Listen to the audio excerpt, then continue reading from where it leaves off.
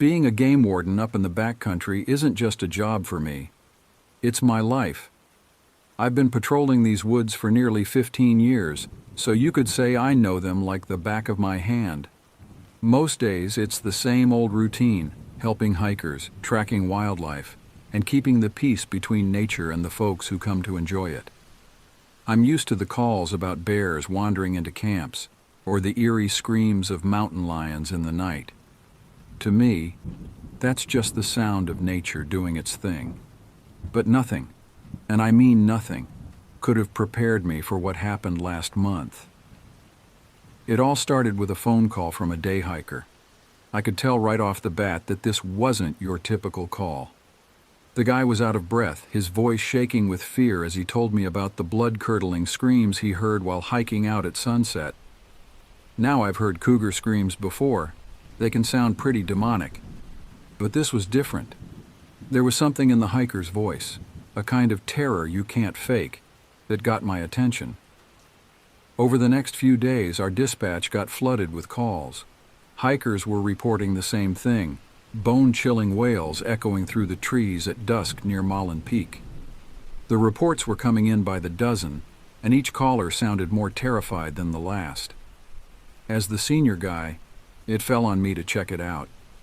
I faced down bears and tranquilized rogue elk, but I'd be lying if I said I wasn't a bit rattled by the sheer number of calls we were getting. So I decided to head up to the trailhead near Mullen Peak myself. I timed my arrival for sunset, just like the reports had said. The drive up was uneventful, but as soon as I got out of the truck and grabbed my gear, I could feel that something was off. The woods were quiet. Too quiet. It's hard to explain, but when you've spent as much time in the forest as I have, you get to know the sounds. The rustle of leaves, the chatter of birds, the scurrying of small animals. But that evening, there was none of that. It was like even the animals were holding their breath, waiting for something to happen.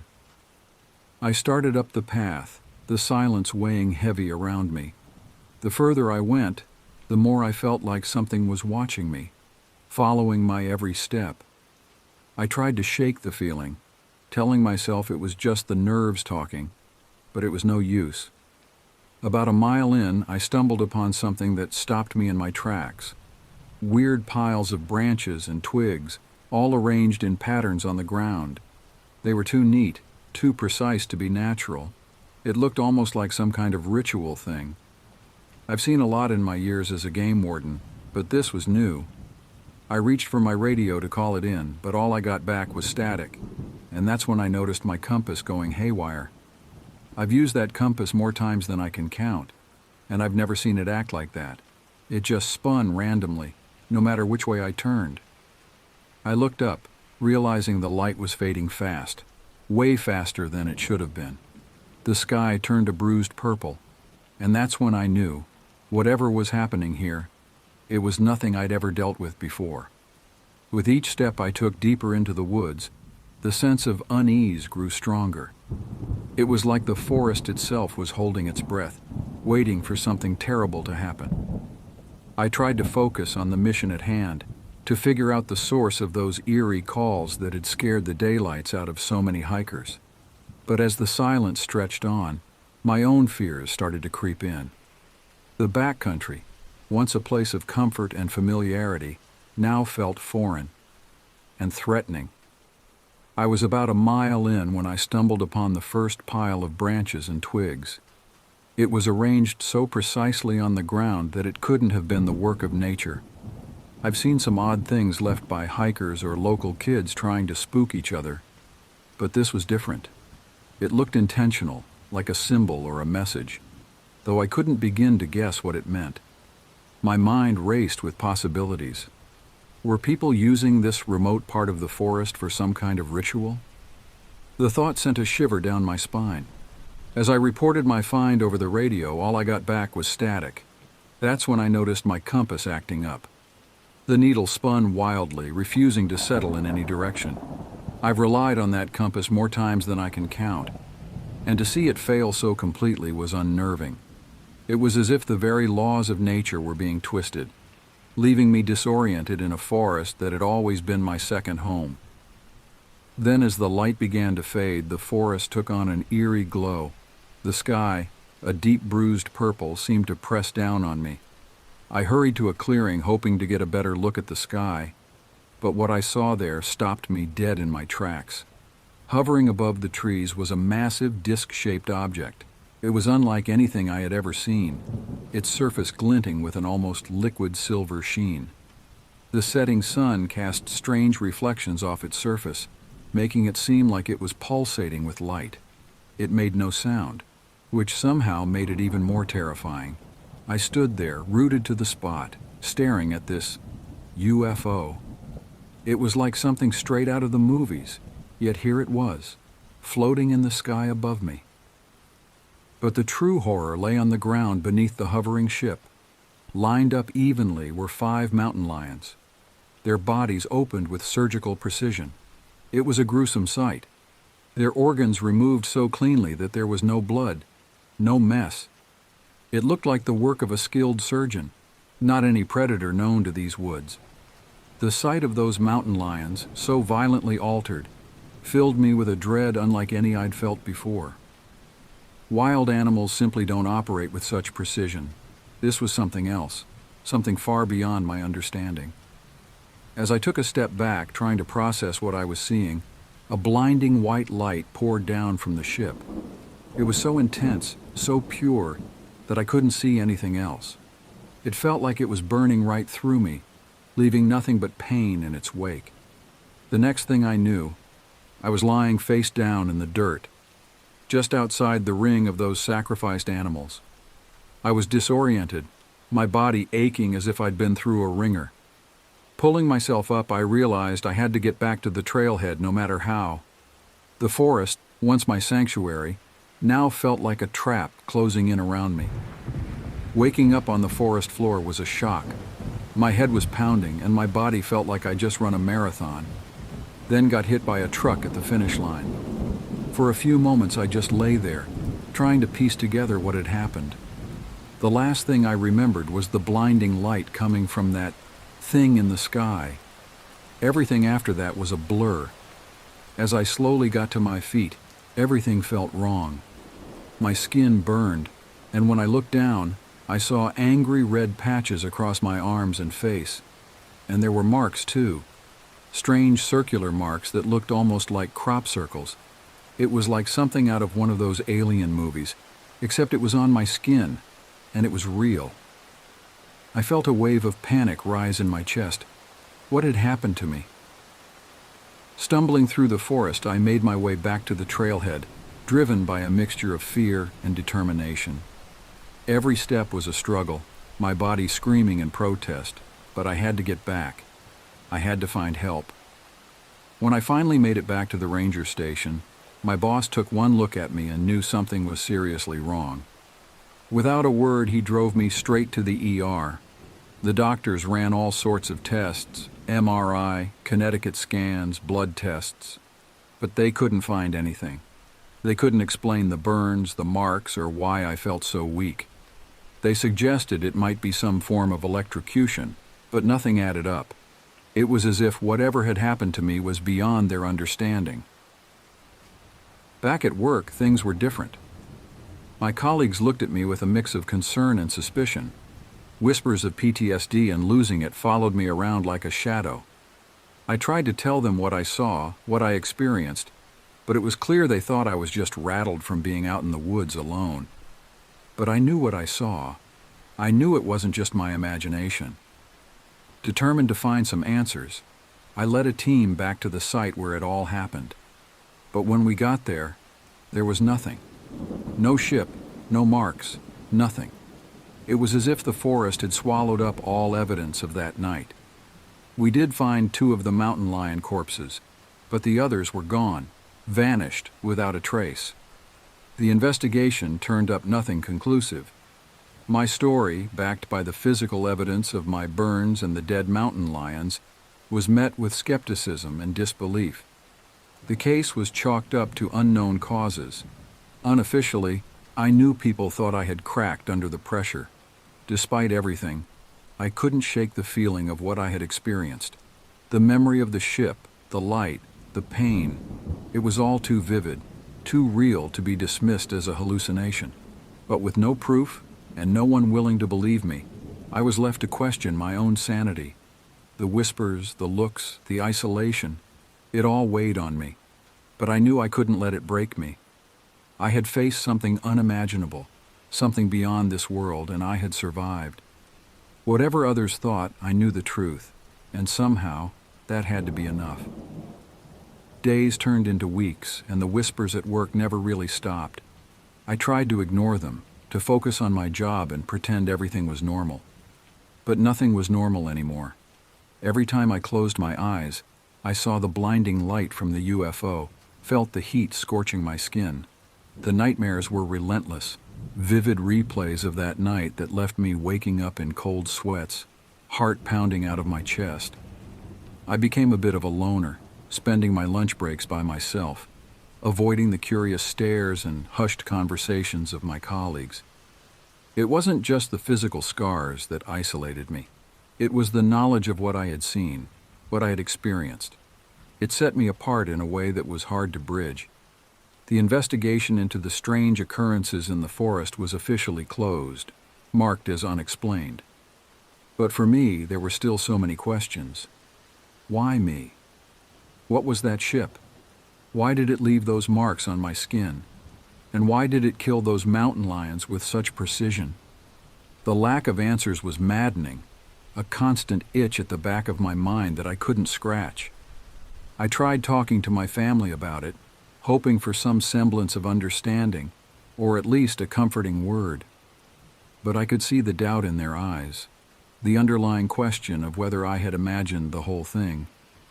It hurt, feeling so alienated from the people I loved, but I couldn't blame them. If I hadn't lived it, I'm not sure I would have believed it either.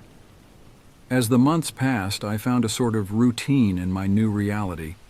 The scars on my skin faded into pale lines, but the marks remained, a constant reminder of that night. I started seeing a therapist, someone who didn't dismiss my experience outright, who listened and tried to help me make sense of it all. It wasn't a solution, but it was a start. One day, while patrolling the same area where it all happened, I stopped in the clearing where I had seen the UFO. It looked just like any other part of the forest, peaceful and unremarkable. Standing there, I realized that I would never get the answers I was looking for. Whatever had visited that night was gone, leaving no trace behind but the impact it had on my life. I had to accept that some things are beyond our understanding, beyond our control. It wasn't an easy pill to swallow, but it was necessary. I learned to live with the memories, with the nightmares. They became a part of me, a testament to my strength, my survival. In the end, I found a sort of peace, not because the questions had been answered, but because I had learned to live with the unknown. The experience had changed me, shaped me into someone new. I was no longer just a game warden. I was a survivor of something extraordinary, something otherworldly. And maybe that was enough. Maybe in the vast, unexplained universe.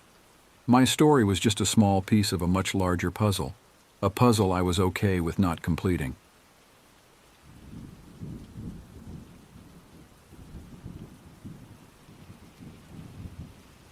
The digital clock on my nightstand blinked 2:37 a.m., its red glow a stark contrast to the darkness enveloping my bedroom.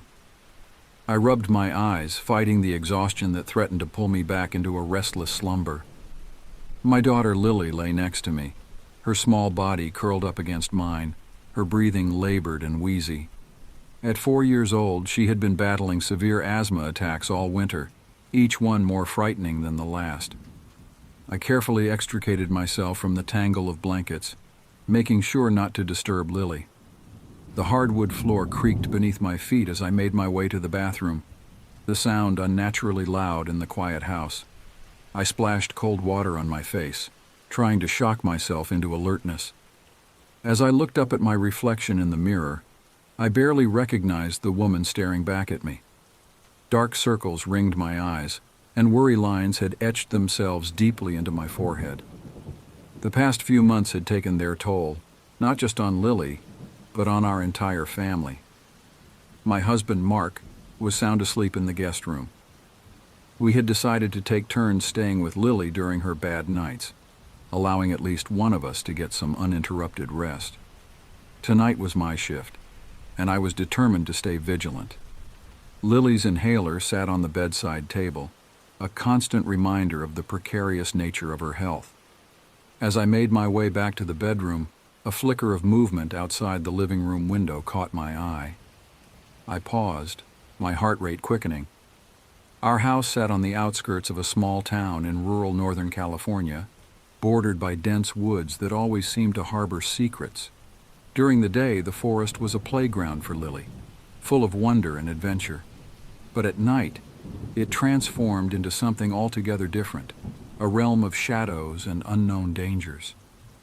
I approached the window cautiously, my bare feet silent on the cool floor. The curtains were partially open, offering a view of our backyard and the tree line beyond. A pale, silvery light bathed the scene, and it took me a moment to realize it was coming from the full moon hanging low in the sky. The branches of the old oak trees swayed gently in the breeze, creating shifting patterns of darkness on the ground. At first I saw nothing out of the ordinary. The yard was empty, save for Lily's swing set and the rusty barbecue grill we kept meaning to replace. But then, just as I was about to turn away, I caught sight of something moving at the edge of the woods.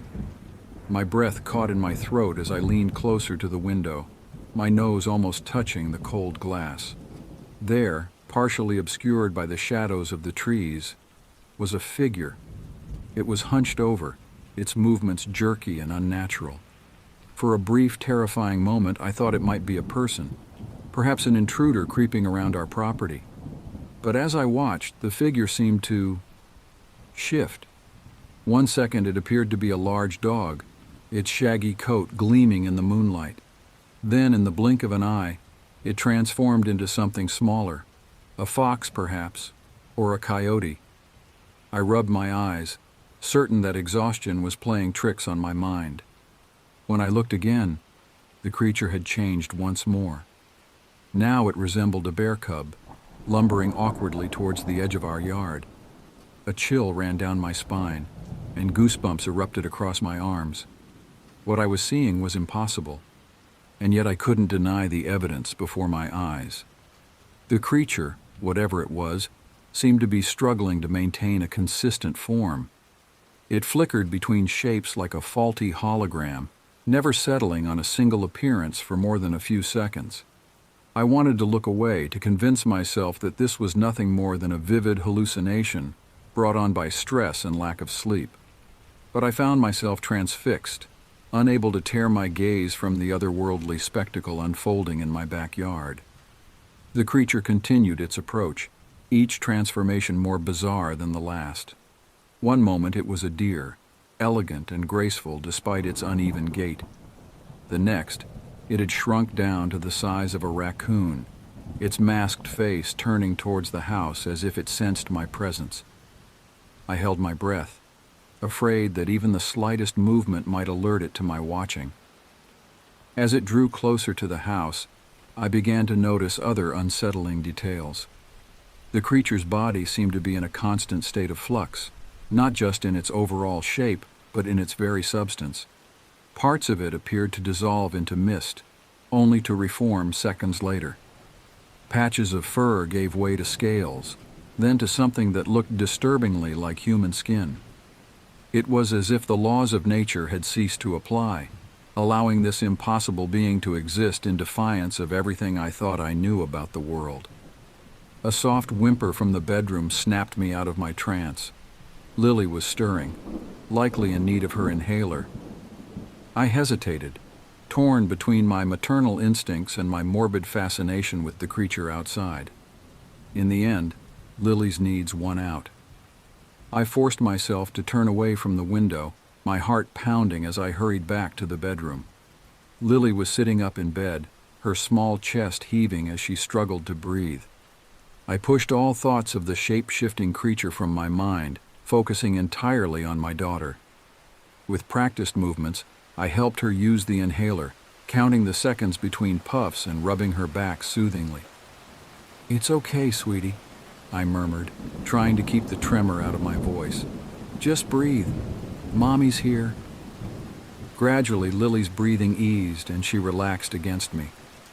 I held her close, grateful for the warmth of her small body and the steady beat of her heart. We sat like that for several minutes, the quiet of the night broken only by the soft sound of her breathing. When I was sure Lily had fallen back asleep, I gently laid her down and tucked the blankets around her. Then, with a mixture of dread and curiosity, I crept back to the living room window. The yard was empty. The shape-shifting creature, if it had ever truly been there, was gone. The woods beyond stood silent and still, betraying no hint of the impossible thing I'd witnessed. I pressed my forehead against the cool glass, suddenly doubting my own sanity. Had it all been a dream? Some kind of waking nightmare brought on by exhaustion and worry? I stayed by the window for a long time, scanning the tree line for any sign of movement. But there was nothing, just the gentle sway of branches in the night breeze and the occasional hoot of a distant owl. Eventually, I forced myself to return to bed, my mind racing with questions I had no answers for. As I lay beside Lily, listening to the soft wheeze of her breathing, I couldn't shake the feeling that something had fundamentally changed. The world I thought I knew, a world of logic and reason, where shape-shifting creatures existed only in stories, had been irrevocably altered. Sunlight streamed through the bedroom window, painting warm stripes across the rumpled bed sheets. I blinked awake, momentarily disoriented. Lily was still curled up beside me, her chest rising and falling in a steady rhythm. The events of the night before came rushing back, and I sat up abruptly, my heart pounding. Had it all been a dream? The shape-shifting creature in the woods, morphing from one impossible form to another? It seemed too fantastical to be real. And yet the memory was vivid, etched into my mind with a clarity that no ordinary dream could match. I slipped out of bed, careful not to wake Lily, and made my way to the living room. The house was quiet, save for the distant hum of the refrigerator and the gentle ticking of the old grandfather clock in the hallway. I approached the window with trepidation, half expecting to see some evidence of last night's otherworldly visitor. But the yard looked exactly as it always did. Lily's swing set stood silent in the morning light, dew glistening on the grass. The woods beyond were a wall of green, leaves rustling gently in the breeze. There was no sign of anything unusual, no hint that anything out of the ordinary had occurred. I pressed my face against the glass, straining to see any detail that might confirm what I'd witnessed. But there was nothing, no footprints, no disturbed earth, not even a broken twig. I felt a mix of relief and disappointment wash over me. Part of me had hoped for some tangible proof, something to assure me that I wasn't losing my mind. "Morning, hun." Mark's voice startled me, and I spun around to find him standing in the doorway, a steaming mug of coffee in his hand.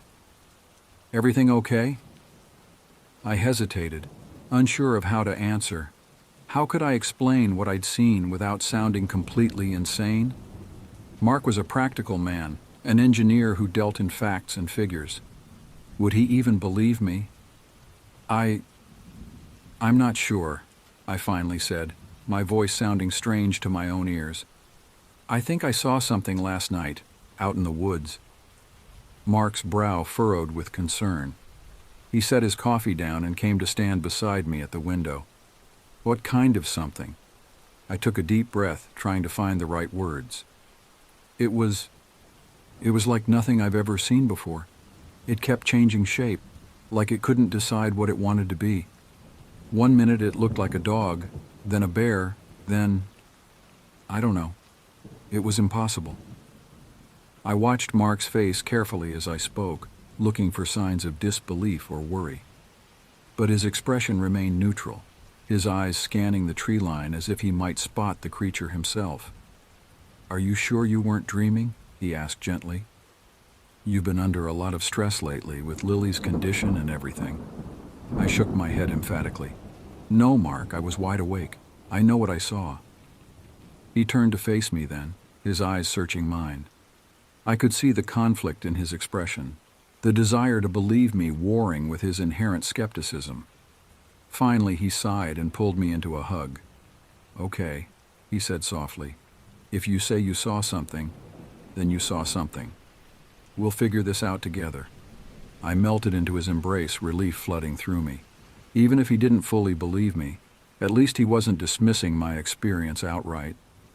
We stood there for a long moment, the warmth of the morning sun washing over us. The peaceful moment was shattered by a piercing scream from Lily's room. We both jumped, exchanging a panicked look before rushing down the hallway. I burst into the bedroom, my heart in my throat, to find Lily sitting up in bed, her eyes wide with terror. "Sweetie, what's wrong?" I asked, sitting on the edge of the bed and pulling her into my arms. She was trembling, her small body racked with sobs. "The monster!" she choked out between gasps. "It was at the window!" I felt a chill run down my spine. Mark knelt beside the bed, his hand on Lily's back. "What monster, honey?" he asked, his voice calm despite the worry in his eyes. Lily hiccuped, struggling to catch her breath. I reached for her inhaler, but she shook her head. This wasn't an asthma attack. This was pure fear. It kept changing," she whispered. "First it was a big doggy, then a bear, then it looked like a person. But all wrong." I exchanged a shocked glance with Mark. There was no way Lily could have overheard our conversation in the living room. And yet, she was describing exactly what I had seen the night before. "When did you see this, Lily?" Mark asked, his voice gentle but insistent. "Just now," she sniffled. "I woke up and it was looking in the window, but when I screamed, it ran away. I was on my feet in an instant, rushing to the window. But just like in the backyard, there was no sign of any disturbance. The grass outside Lily's window was undisturbed, the flower beds intact. If something had been there, it had left no trace." Mark joined me at the window, his expression troubled. "I don't see anything," he murmured, low enough that Lily couldn't hear. "Are you sure she wasn't just having a nightmare?" I shook my head, my mind racing. "She described exactly what I saw last night, Mark. Exactly. How is that possible if it was just a dream?" He had no answer for that. We both turned back to Lily, who was clutching her stuffed rabbit to her chest, her eyes still wide with fear. "It's okay, sweetie," I said, forcing a smile. "There's nothing out there now. You're safe."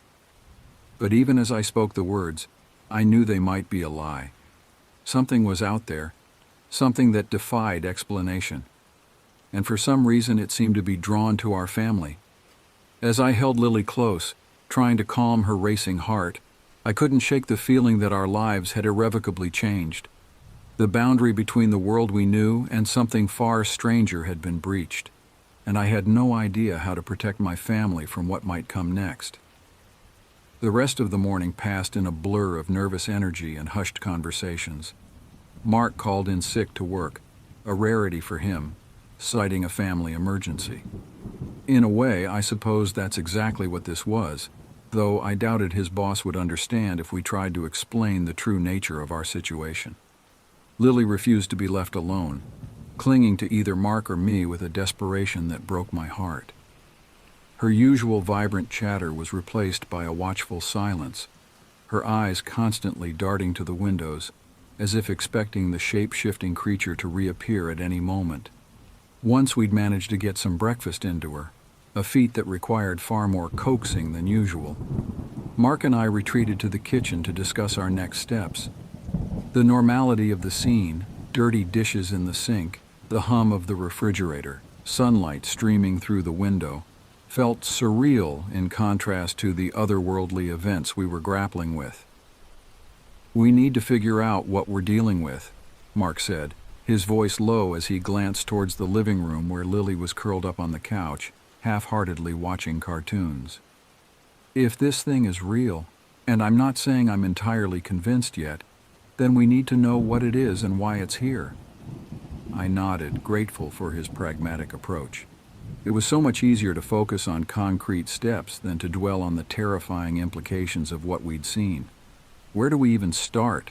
I asked. It's not like we can Google shape-shifting monster in the backyard and get any reliable information. Mark's lips quirked in a humorless smile. Actually, that might not be a bad place to start.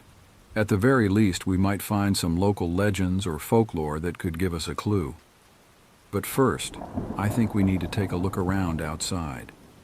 If this thing was really here, it might have left some kind of trace. The idea of going out into the yard, let alone the woods beyond, sent a shiver down my spine. But Mark was right. We needed more information, and the scene of the sightings was the most logical place to begin. "What about Lily?" I asked, glancing towards the living room. "I don't want to leave her alone, but I don't think we should take her out there either." Mark considered for a moment. "We'll have to take turns. One of us can search while the other stays with her.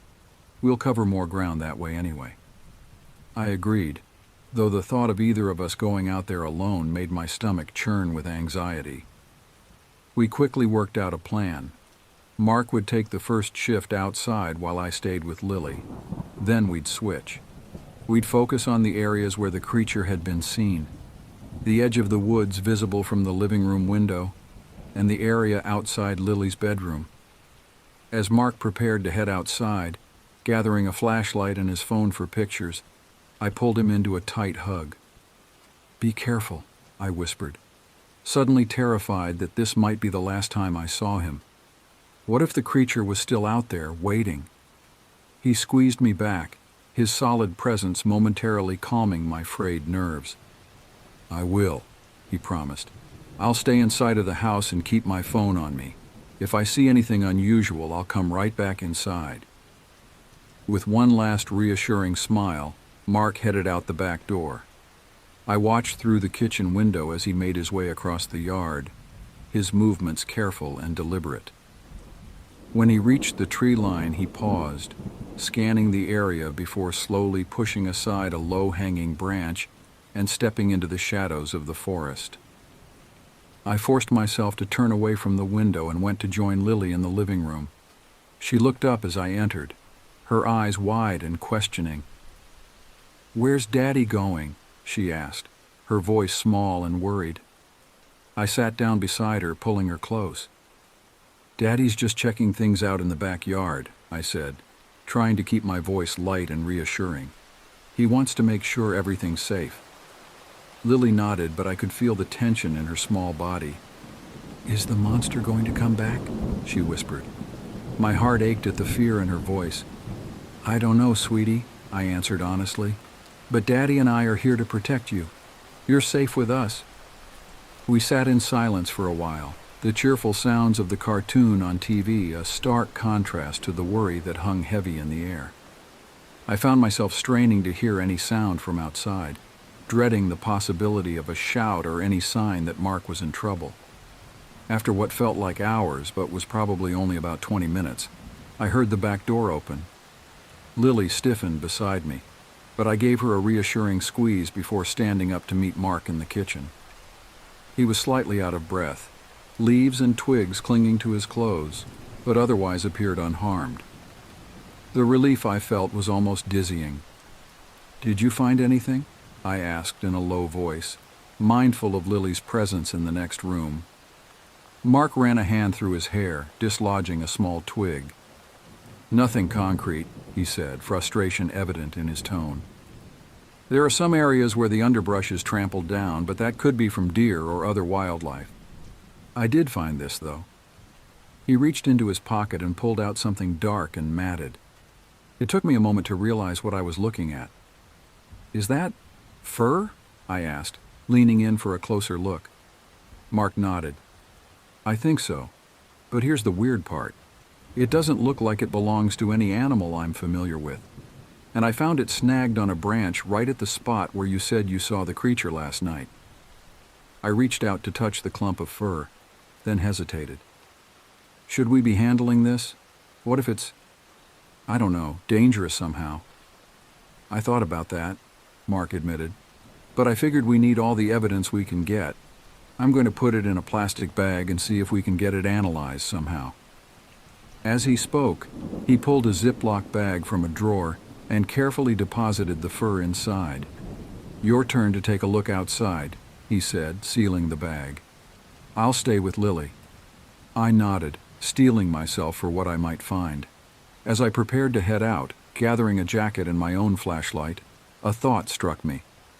"Mark," I said, turning back to him, what if this thing isn't just randomly wandering around? What if it's here for a reason?" The implication hung heavy between us. If the creature had a purpose, if it was drawn to our home specifically, then our situation was potentially far more dangerous than we'd initially thought. Mark's expression grew grim. "All the more reason to figure out what we're dealing with," he said. "Be careful out there, and don't take any unnecessary risks." With a nod, I stepped out into the backyard. The late morning sun was high overhead, casting dappled shadows through the leaves. Everything looked so normal, so mundane, that for a moment I could almost believe that the events of the past night had been nothing more than a shared delusion. But as I approached the tree line, that sense of normalcy began to fade. The woods seemed darker than they should be, the shadows deeper and more menacing. Every rustle of leaves, every snapping twig underfoot, sent a jolt of adrenaline through my system. I tried to retrace the path the creature had taken, based on what I'd seen from the window. The underbrush was indeed trampled in places, but as Mark had noted, there was no way to be sure this wasn't just the result of normal wildlife activity. As I pushed deeper into the woods, I found myself at the base of a large oak tree. Its gnarled roots snaked across the forest floor, and its trunk was so wide that my arms wouldn't have reached even halfway around it. Something about the tree drew my attention, and I stepped closer, running my hand along its rough bark. That's when I saw it, a series of deep gouges in the wood, too uniform to be natural and too large to have been made by any normal forest animal. My breath caught in my throat as I traced the marks with my fingers. They were about chest height on me, and looked almost like claw marks, but larger and deeper than anything a bear or mountain lion could have made. I fumbled for my phone, my hands shaking as I snapped several pictures of the marks. As I lowered the phone, movement in my peripheral vision made me freeze. Slowly, hardly daring to breathe, I turned my head. At first I saw nothing but trees and underbrush. But then, as if emerging from the very fabric of the forest itself, a shape began to coalesce. It was indistinct, seeming to shift and waver like a mirage, but there was no mistaking the intelligence in the eyes that met mine. For a moment that seemed to stretch into eternity, we stared at each other, human and something else. I felt no malevolence from the creature, but rather a sense of intense curiosity, tinged with something that might have been sadness. Then, in the space between one heartbeat and the next, it was gone.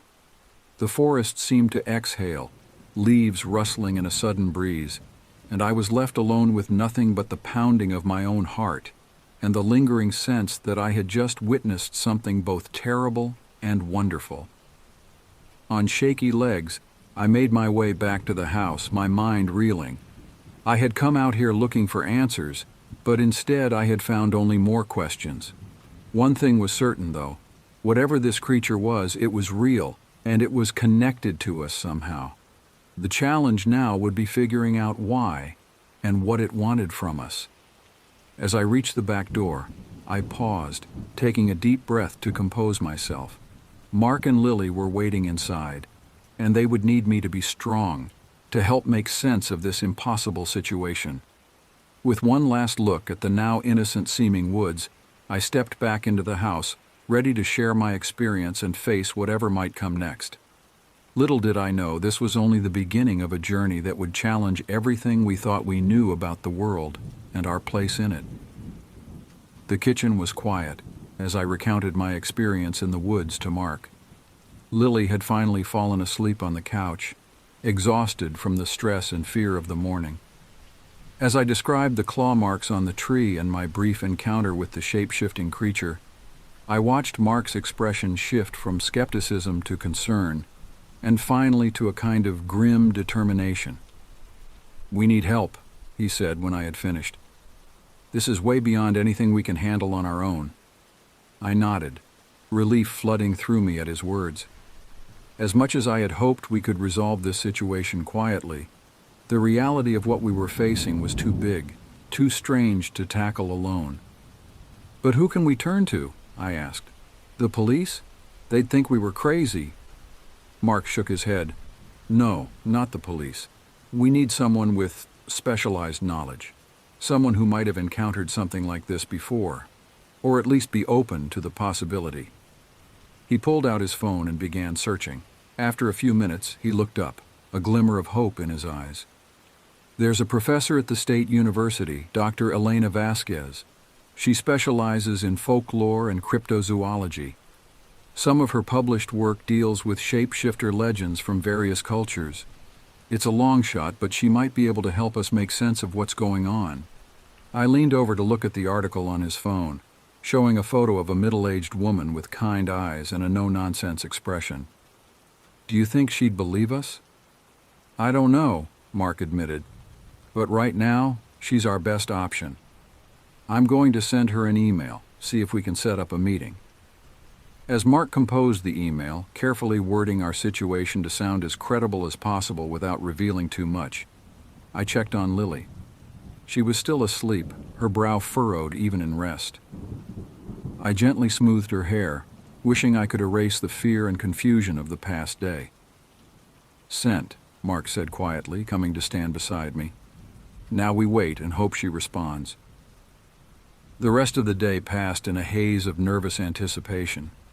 We tried to maintain some semblance of normalcy for Lily's sake, but there was no denying the tension that filled the house. Every unexpected sound made us jump, and we found ourselves constantly checking the windows, half expecting to see the creature watching us. As evening approached, bringing with it long shadows and a renewed sense of vulnerability, Mark's phone chimed with an incoming email. We both froze, exchanging a look of mingled hope and apprehension. "It's from Dr. Vasquez," Mark said, his voice tight with tension as he opened the message. I held my breath as his eyes scanned the screen. Finally, he looked up, a small smile breaking through his worried expression. "She wants to meet with us, tomorrow afternoon at her office on campus." The relief I felt was tempered by a new wave of anxiety. Meeting with Dr. Vasquez meant leaving the house, leaving Lily. The thought of exposing ourselves and potentially our daughter to whatever danger might be lurking out there was terrifying. But we had no choice. We needed answers, and Dr. Vasquez was our best hope of finding them. The next morning dawned bright and clear, a beautiful day that seemed to mock the fear and uncertainty roiling within us. We had decided that Mark would stay home with Lily while I met with Dr. Vasquez. As much as I hated the idea of facing this alone, we both agreed it was safer to have one of us remain at the house at all times. As I prepared to leave, gathering the bagged fur sample and my phone with the photos of the claw marks, Lily clung to me, her eyes wide with fear. "Don't go, Mommy," she pleaded. "What if the monster comes back?" I knelt down to her level, cupping her small face in my hands. "Daddy will be here with you, sweetie, and I'm going to talk to someone who might be able to help us understand what's happening. I'll be back before you know it. I promise." She nodded bravely, but I could see the tears threatening to spill from her eyes. I pulled her into a tight hug, wishing more than anything that I could shield her from all of this. The drive to the university was tense, my eyes constantly darting to the rearview mirror, half expecting to see something impossible following me. But nothing out of the ordinary occurred, and soon I found myself walking across the sun-drenched campus, following signs to the anthropology department. Dr. Vasquez's office was tucked away at the end of a long hallway lined with display cases filled with artifacts and replicas of ancient tools. I paused outside her door, taking a deep breath to steady myself before knocking. "Come in," a voice called from inside. I opened the door to find a small, cluttered office, dominated by overflowing bookshelves and a large desk covered in papers and odd trinkets. Dr. Vasquez herself was a striking woman, her salt and pepper hair pulled back in a neat bun, her dark eyes sharp and intelligent behind round glasses. "Mrs. Carter, I presume?" she said, rising to shake my hand. "Please, have a seat. Your email was intriguing, to say the least." I sat down, suddenly unsure of where to begin. How does one explain the impossible to a stranger, even one who supposedly specializes in the unusual? Dr. Vasquez seemed to sense my hesitation. "Why don't you start at the beginning?" she suggested gently. "Tell me exactly what you and your family have experienced." And so I did. I recounted the events of the past 2 days, from my first sighting of the creature to our discoveries in the woods. As I spoke, Dr. Vasquez listened intently, her expression giving nothing away. When I mentioned the fur sample and the photos of the claw marks, her eyebrows raised slightly, but she didn't interrupt. Finally, when I had finished my story, she leaned back in her chair, regarding me thoughtfully. "Mrs. Carter," she said after a long moment, "I've heard many strange tales in my line of work. Yours is certainly among the more vivid. Under normal circumstances, I might be inclined to skepticism. But—" She trailed off, her gaze drifting to a framed photo on her desk. I couldn't quite make out the image from where I sat. "But?" I prompted, my heart racing. Dr. Vasquez sighed, seeming to come to a decision. "But yours is not the first account I've heard of a creature matching this description, not in this area, and not recently." My breath caught in my throat. "You mean you've encountered something like this before?" She shook her head. "Not personally, no. But I've been collecting stories, legends, eyewitness accounts, folklore for years. There's a pattern emerging, Mrs. Carter. Something is happening in our world. Something that defies conventional explanation." She leaned forward, her eyes intense. "I believe you, and I want to help, but I need to see that evidence you mentioned. And if possible, I'd like to visit the site where these encounters occurred." I nodded, relief washing over me at her words. We weren't alone in this anymore. Whatever we were facing, we now had an ally. Someone with knowledge and resources beyond our own. As I pulled out the fur sample and my phone to show her the photos, I felt a glimmer of hope for the first time since this ordeal began. We were taking the first steps towards understanding the mystery that had invaded our lives. But little did I know, the path ahead would lead us into dangers far greater than we could have imagined, and to revelations that would shake the very foundations of our understanding of reality. Dr. Vasquez examined the fur sample with intense concentration, turning the plastic bag over in her hands and holding it up to the light. Her office was silent save for the soft whir of an old desktop computer and the distant murmur of students in the hallway outside. "Fascinating," she murmured, almost to herself. "The structure is unlike anything I've seen before. It's almost as if it's not entirely stable at a molecular level." She looked up at me, her eyes bright with intellectual curiosity. "Mrs. Carter, this is extraordinary. I'd like to run some tests on this sample, if you don't mind. I have colleagues in the biology department who might be able to shed some light on its composition." I nodded, relieved to have the strange fur out of my possession. "Of course. Anything that might help us understand what we're dealing with." Dr. Vasquez carefully set the bag aside and turned her attention to my phone, swiping through the photos of the claw marks I had taken. Her brow furrowed as she zoomed in on the details. "These markings," she said slowly, "they're consistent with accounts I've collected from other parts of the country. The size, the depth, the spacing, it all matches, but I've never seen such clear evidence before." A chill ran down my spine at her words. "Other parts of the country?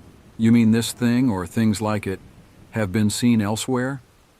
She nodded, her expression grave.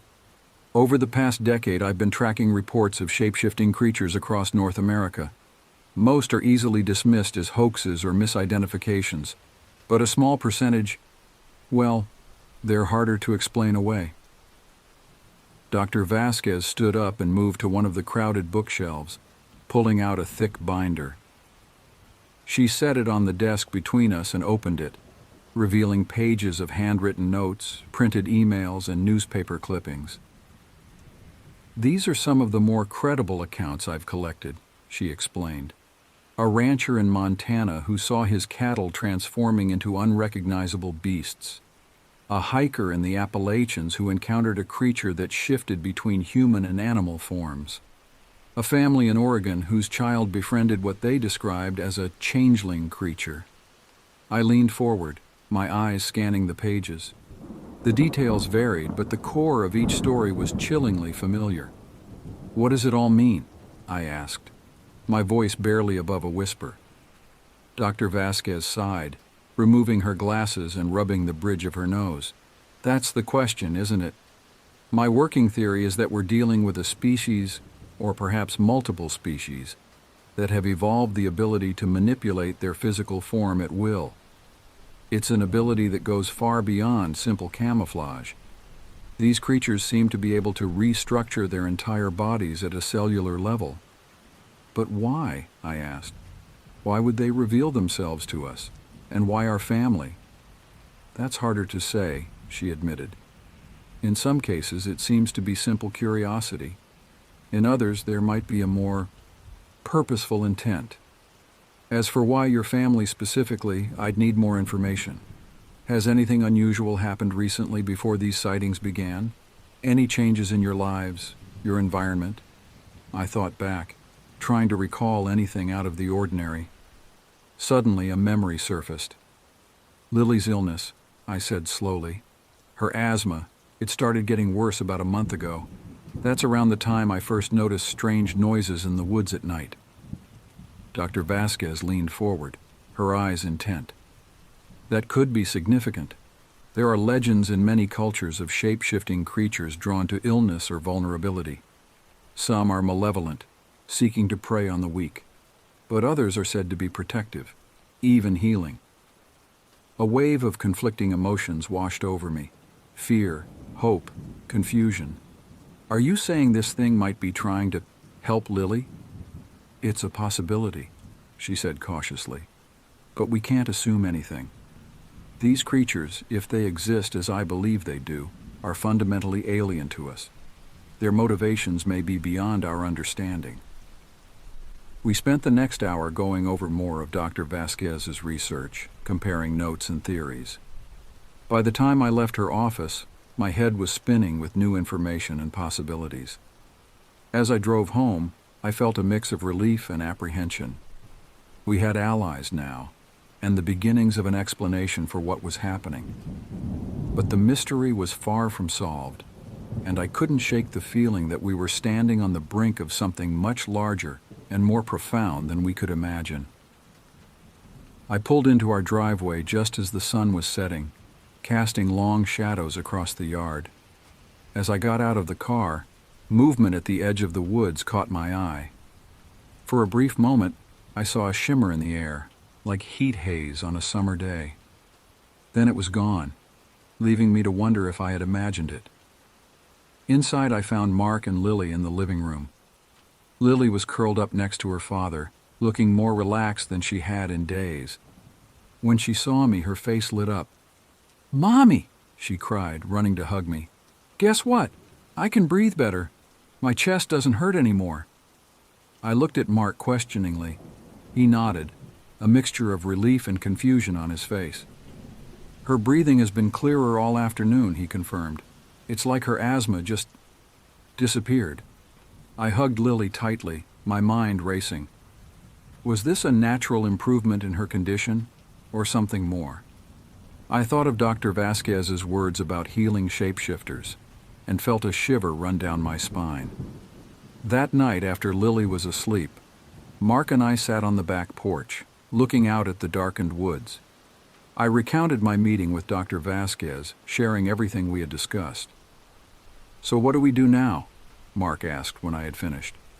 I took a deep breath, considering our options. I think we need to try to communicate with it," I said finally. If it's been trying to help Lily or if it's just curious about us, maybe we can find a way to understand each other. Mark was silent for a long moment, then nodded slowly. It's risky, he said, but you're right. We can't just ignore this or hope it goes away. Whatever this creature is, it's part of our lives now. We need to face it head on. We stayed up late into the night, planning and preparing.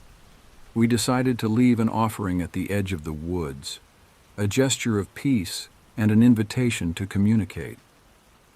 Dr. Vasquez had suggested using symbols and simple objects to convey our intentions, as language might be a barrier. The next morning, we walked together to the tree line. Lily rode on Mark's shoulders, no longer afraid but filled with a child's curiosity and excitement. We placed our offering, a bowl of fresh fruit, a children's drawing of our family, and a small mirror on a flat rock near the old oak tree with the claw marks. As we stepped back, a breeze rustled through the leaves. The air seemed to thicken, and that now familiar shimmer appeared before us. Slowly a form took shape, not quite animal, not quite human, but something in between. Its eyes, deep and intelligent, met ours. For a moment the world seemed to hold its breath. Then Lily, with the simple acceptance of a child, waved at the creature. "Hello," she said softly. "Thank you for making me feel better." The creature's form rippled, and a sound that might have been laughter floated on the air. It reached out a limb paw, hand, we couldn't quite tell, and gently touched the offerings we had left. Then it looked at us again, and I felt a wave of emotion that wasn't my own.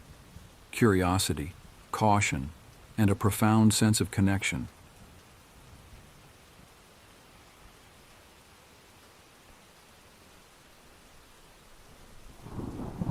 The biting wind whipped across my face as I stepped out of my car, the cold immediately seeping through my layers despite my careful preparation. It was a crisp winter morning at Indiana Dunes State Park, and the world around me was blanketed in a thick layer of pristine white snow. The parking lot was deserted, my car the only vehicle in sight. The silence was almost eerie, broken only by the occasional creak of a tree branch heavy with snow. I had come here seeking solitude, a chance to clear my mind and escape the chaos of everyday life. Little did I know that this seemingly peaceful winter wonderland would soon become the backdrop for one of the most harrowing experiences of my life. As I locked my car and pocketed the keys, I took a moment to survey my surroundings. The familiar landscape of the park had been transformed into an alien terrain of white dunes and snow-laden trees. The lake, which I knew lay beyond the dunes, was nowhere in sight, obscured by the thick curtain of gently falling snow. I set off down what I assumed was the main trail, my boots crunching satisfyingly in the fresh powder. The world around me was muffled, every sound dampened by the snow. It felt as though I had stepped into another dimension, one where time stood still and the troubles of the world couldn't reach me. As I walked, my mind wandered to the events that had led me here. The stress of my job, the recent breakup with my long-term partner, the feeling of being lost in my own life. It had all become too much. This solo trip to Indiana Dunes was meant to be a reset, a chance to reconnect with myself and figure out my next steps. Lost in thought, I barely noticed as the terrain began to change. The gentle slopes of the dunes gave way to a vast, flat expanse. I assumed I had reached the beach, though the thick snow made it impossible to discern any features of the landscape. I pressed on, marveling at the untouched expanse before me. It wasn't until much later that I would realize the gravity of my mistake. In that moment, however, I was blissfully unaware of the danger lurking beneath my feet. I was walking on thin ice, quite literally, and my life was about to change forever. As I trudged through the snow, the wind picked up, driving icy particles into my face. I pulled my scarf tighter, grateful for the warmth it provided. The vast whiteness stretched out before me, unbroken and beautiful. I felt a sense of peace wash over me, the troubles that had driven me here momentarily forgotten. I must have walked for at least 20 minutes when I decided to take a break. I found a spot that seemed slightly elevated, perhaps a sand dune beneath the snow, and sat down. As I caught my breath, I reached for my water bottle, only to find it had frozen in the extreme cold. I chuckled to myself, amused by my lack of foresight. It was then that I heard it, a faint cracking sound beneath me. At first I dismissed it as the settling of snow, but as I shifted my weight, the sound intensified. A chill ran down my spine, and this time it wasn't from the cold. Slowly, carefully, I stood up, my heart pounding in my chest. The realization hit me like a punch to the gut. This wasn't a snow-covered beach. I was standing on the frozen lake. Panic threatened to overwhelm me as the gravity of my situation became clear. I had no idea how far out onto the lake I had wandered, or how thick the ice beneath my feet was. Every step could be my last. I turned back the way I had come, trying to retrace my steps, but the falling snow had already obscured my tracks. The shore was nowhere in sight, hidden behind a curtain of white. I felt utterly alone and terrifyingly vulnerable. With no other choice, I began to walk, each step cautious and measured. The cracking sounds continued, sometimes loud enough to make me freeze in place, my heart in my throat. Time seemed to stretch, minutes feeling like hours as I inched my way across the treacherous ice. As I walked, my mind raced. How could I have been so careless? I thought of my family, my friends. Would they ever know what happened to me if the worst came to pass? The weight of my mortality pressed down on me, heavier than the thickest winter coat. I don't know how long I had been walking when I saw it, a dark shape in the distance, barely visible through the swirling snow. At first I thought it might be a hallucination, a trick of my fear-addled mind. But as I drew closer, the shape solidified into a sign. Relief flooded through me as I approached the sign, but it was short-lived. The words on the sign sent a fresh wave of terror through me. Danger. Thin ice ahead. Do not proceed. I had made it back to the shore, but the realization of how close I had come to disaster hit me hard. My legs gave out, and I collapsed onto the snow-covered ground, my body shaking with a mixture of relief and residual fear. As I sat there catching my breath and letting the reality of my narrow escape sink in, I became aware of just how quiet and empty the park was. If something had happened to me out on that ice, who knows how long it would have been before anyone found me. Slowly, I got to my feet and made my way back to the parking lot. My car stood alone, a solitary sentinel in the winter landscape. As I drove away from Indiana Dunes State Park, my hands still shaking on the steering wheel, I knew that this experience had changed me profoundly. In the days and weeks that followed, I couldn't stop thinking about that day on the ice. The fragility of life, the importance of awareness, the power of nature. All of these thoughts swirled in my mind like the snow that had nearly been my undoing. In the months following my near-death experience at Indiana Dunes, I found myself struggling with unexpected consequences. Nightmares plagued my sleep, vivid recreations of that day on the ice. Only in these dreams, I wasn't so lucky. I'd wake up gasping, my sheets drenched in sweat, the phantom sensation of icy water closing over my head lingering even in the warm safety of my bedroom. My family and friends noticed the change in me. I became withdrawn, jumpy at unexpected sounds, and reluctant to venture out in winter weather. My sister Sarah finally confronted me about it over coffee one chilly autumn morning. "You're not yourself," she said, her brow furrowed with concern. "Have you considered talking to someone about what happened?" I bristled at first, defensive. "I'm fine," I insisted. "It was just a close call, that's all." But Sarah's words stuck with me, and eventually, I found myself sitting in a therapist's office, recounting my experience to Dr. Elena Rodriguez, a specialist in trauma and PTSD. As I worked with Dr. Rodriguez, I began to realize that my experience at Indiana Dunes had dredged up long-buried fears and insecurities. We delved into my childhood, exploring the roots of my need for solitude and my tendency to push myself to dangerous limits. I remembered a day from my youth, when I was just 10 years old.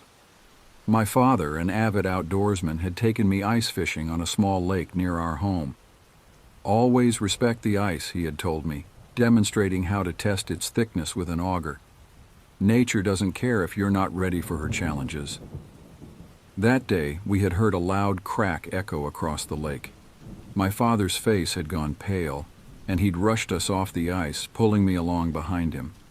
We'd made it to shore safely, but the memory of that sound, so similar to what I'd heard at Indiana Dunes, had been buried in my subconscious for years. Through our sessions, Dr. Rodriguez helped me understand how this childhood experience had shaped my adult behaviors, including my solo trip to the dunes in winter. I was subconsciously trying to prove something to myself, to conquer a fear I didn't even know I had. As winter approached again, I felt a familiar dread building inside me.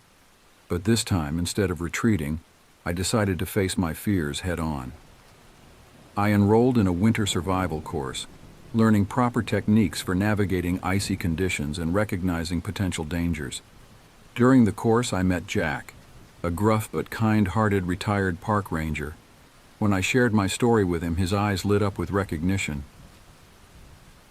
"I remember that day," he said, shaking his head. "I was off duty, but I drove by the park on my way home. Saw a lone car in the lot and had a bad feeling about it. I called it in and they sent a patrol out to check." I was stunned. "That was you?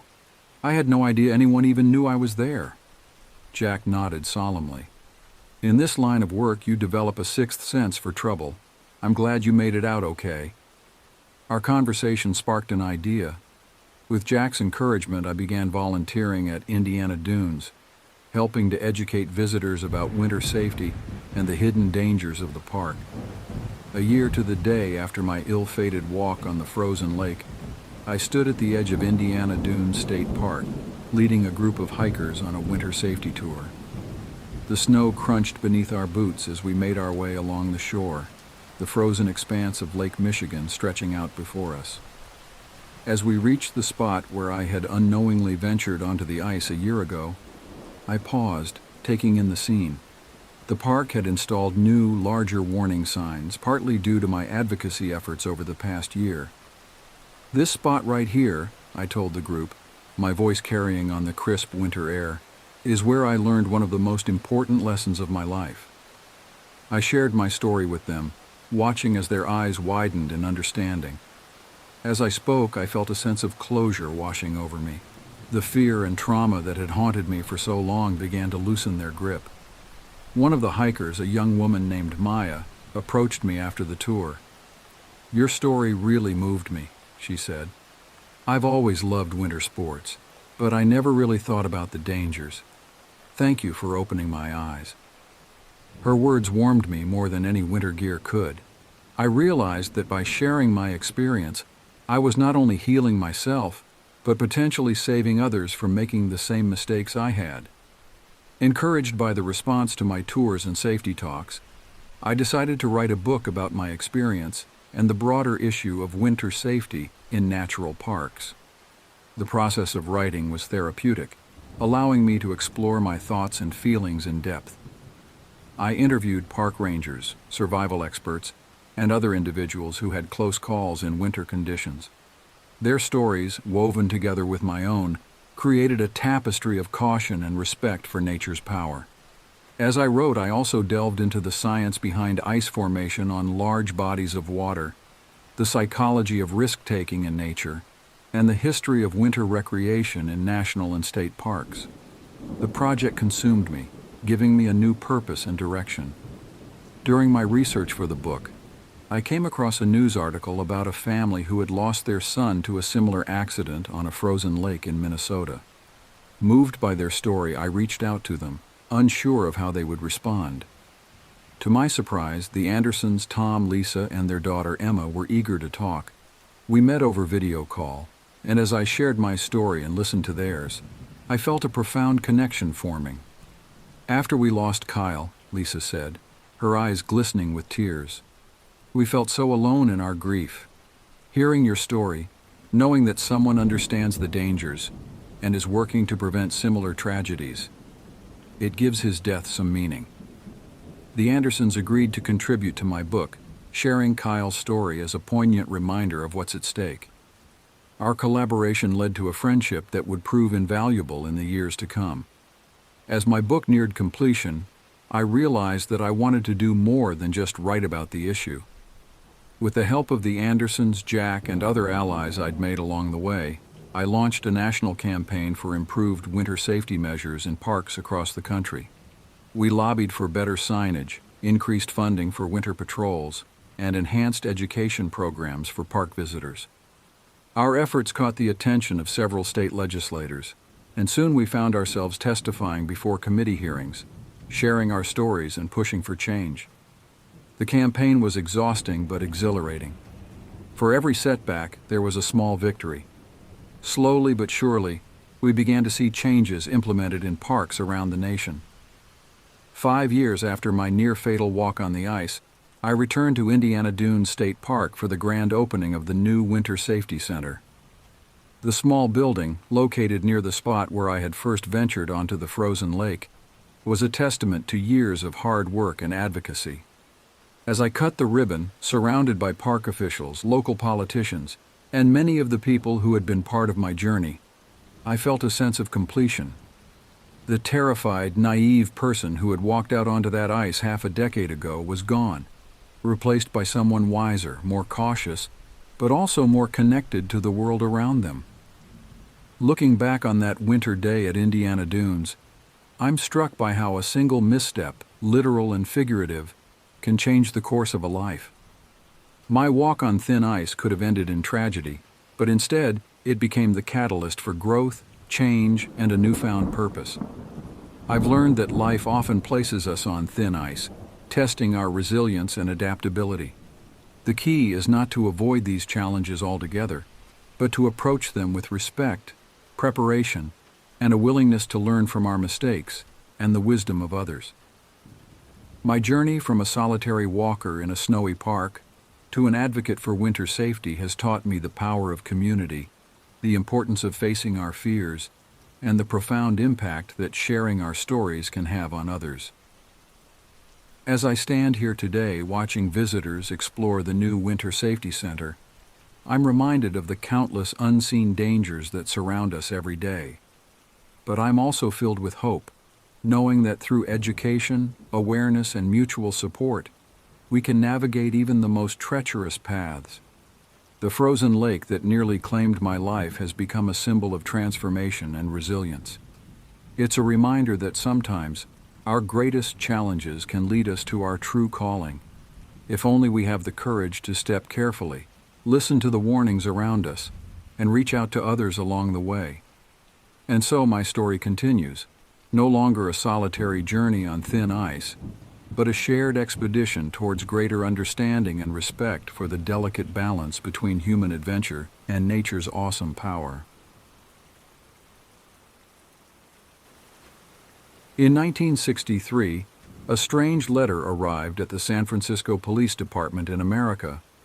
The writer claimed to be the mastermind behind the famous escape from Alcatraz prison, an event that had shaken American security a year earlier. The writer expressed his willingness to surrender and reveal all details on the condition of receiving appropriate medical treatment, as he had reached nearly 80 years of age. Surprisingly, the American police, after just 1 hour, issued an official statement accepting the offer, confirming their readiness to provide the best possible medical care. However, the escaped prisoner never contacted them again, as if he was playing with their nerves, or perhaps he passed away before he could fulfill his promise. Thus, the Alcatraz prison escape remained a puzzling mystery and a legend about the smartest and boldest escape attempt in human history. The place they escaped from was known as Hell, and wasn't just an ordinary prison, but a fortified castle with the strictest security measures. Let's delve into the depths of this amazing story, which contains events and details beyond imagination, emphasizing that everything we will narrate is documented and 100% true. This story led to the closure of the prison and its transformation into a tourist attraction, with a poignant phrase written at its entrance: "On the rock of Alcatraz, dreams of freedom are shattered forever." Alcatraz prison was established in 1934 and is considered one of the most fortified prisons in human history. Its construction method and precise details in its design were not only to prevent prisoners from escaping, but also to break their morale and psychologically humiliate them. Alcatraz was like a special correctional facility, where its inmates were prisoners who had committed crimes inside other prisons in the United States. When someone commits a crime or violates laws while in another prison, they are transferred to Alcatraz as additional punishment. Imagine what Alcatraz was like: an abandoned island of 22 hectares, 2 kilometers away from San Francisco. Its climate is extremely harsh, surrounded by ice blocks even in summer. In August, the peak of summer, the temperature of the surrounding seawater might reach only 12 degrees Celsius. As for the rest of the year, the water temperature barely exceeds the freezing point. Moreover, there were strong water currents that made swimming impossible. Add to that, American authorities were promoting a rumor that they had released hundreds of sharks and electric eels in the waters surrounding the island. Although this information wasn't true, it aimed to increase fear in the prisoners' hearts and deter them from even thinking about escape. Even if we assumed that a prisoner managed to overcome all these obstacles, the island was surrounded by trained snipers who had strict orders to kill any prisoner attempting to escape. As for the design of the prison itself and the guards who worked there, this is another chapter of horror and cruelty. The prison was designed in a way that made it completely exposed, with small cells surrounded by metal walls revealing everything inside. Each cell contained a bed, a sink, and an exposed toilet, and around the clock, there were guards patrolling between the cells to monitor prisoners' movements.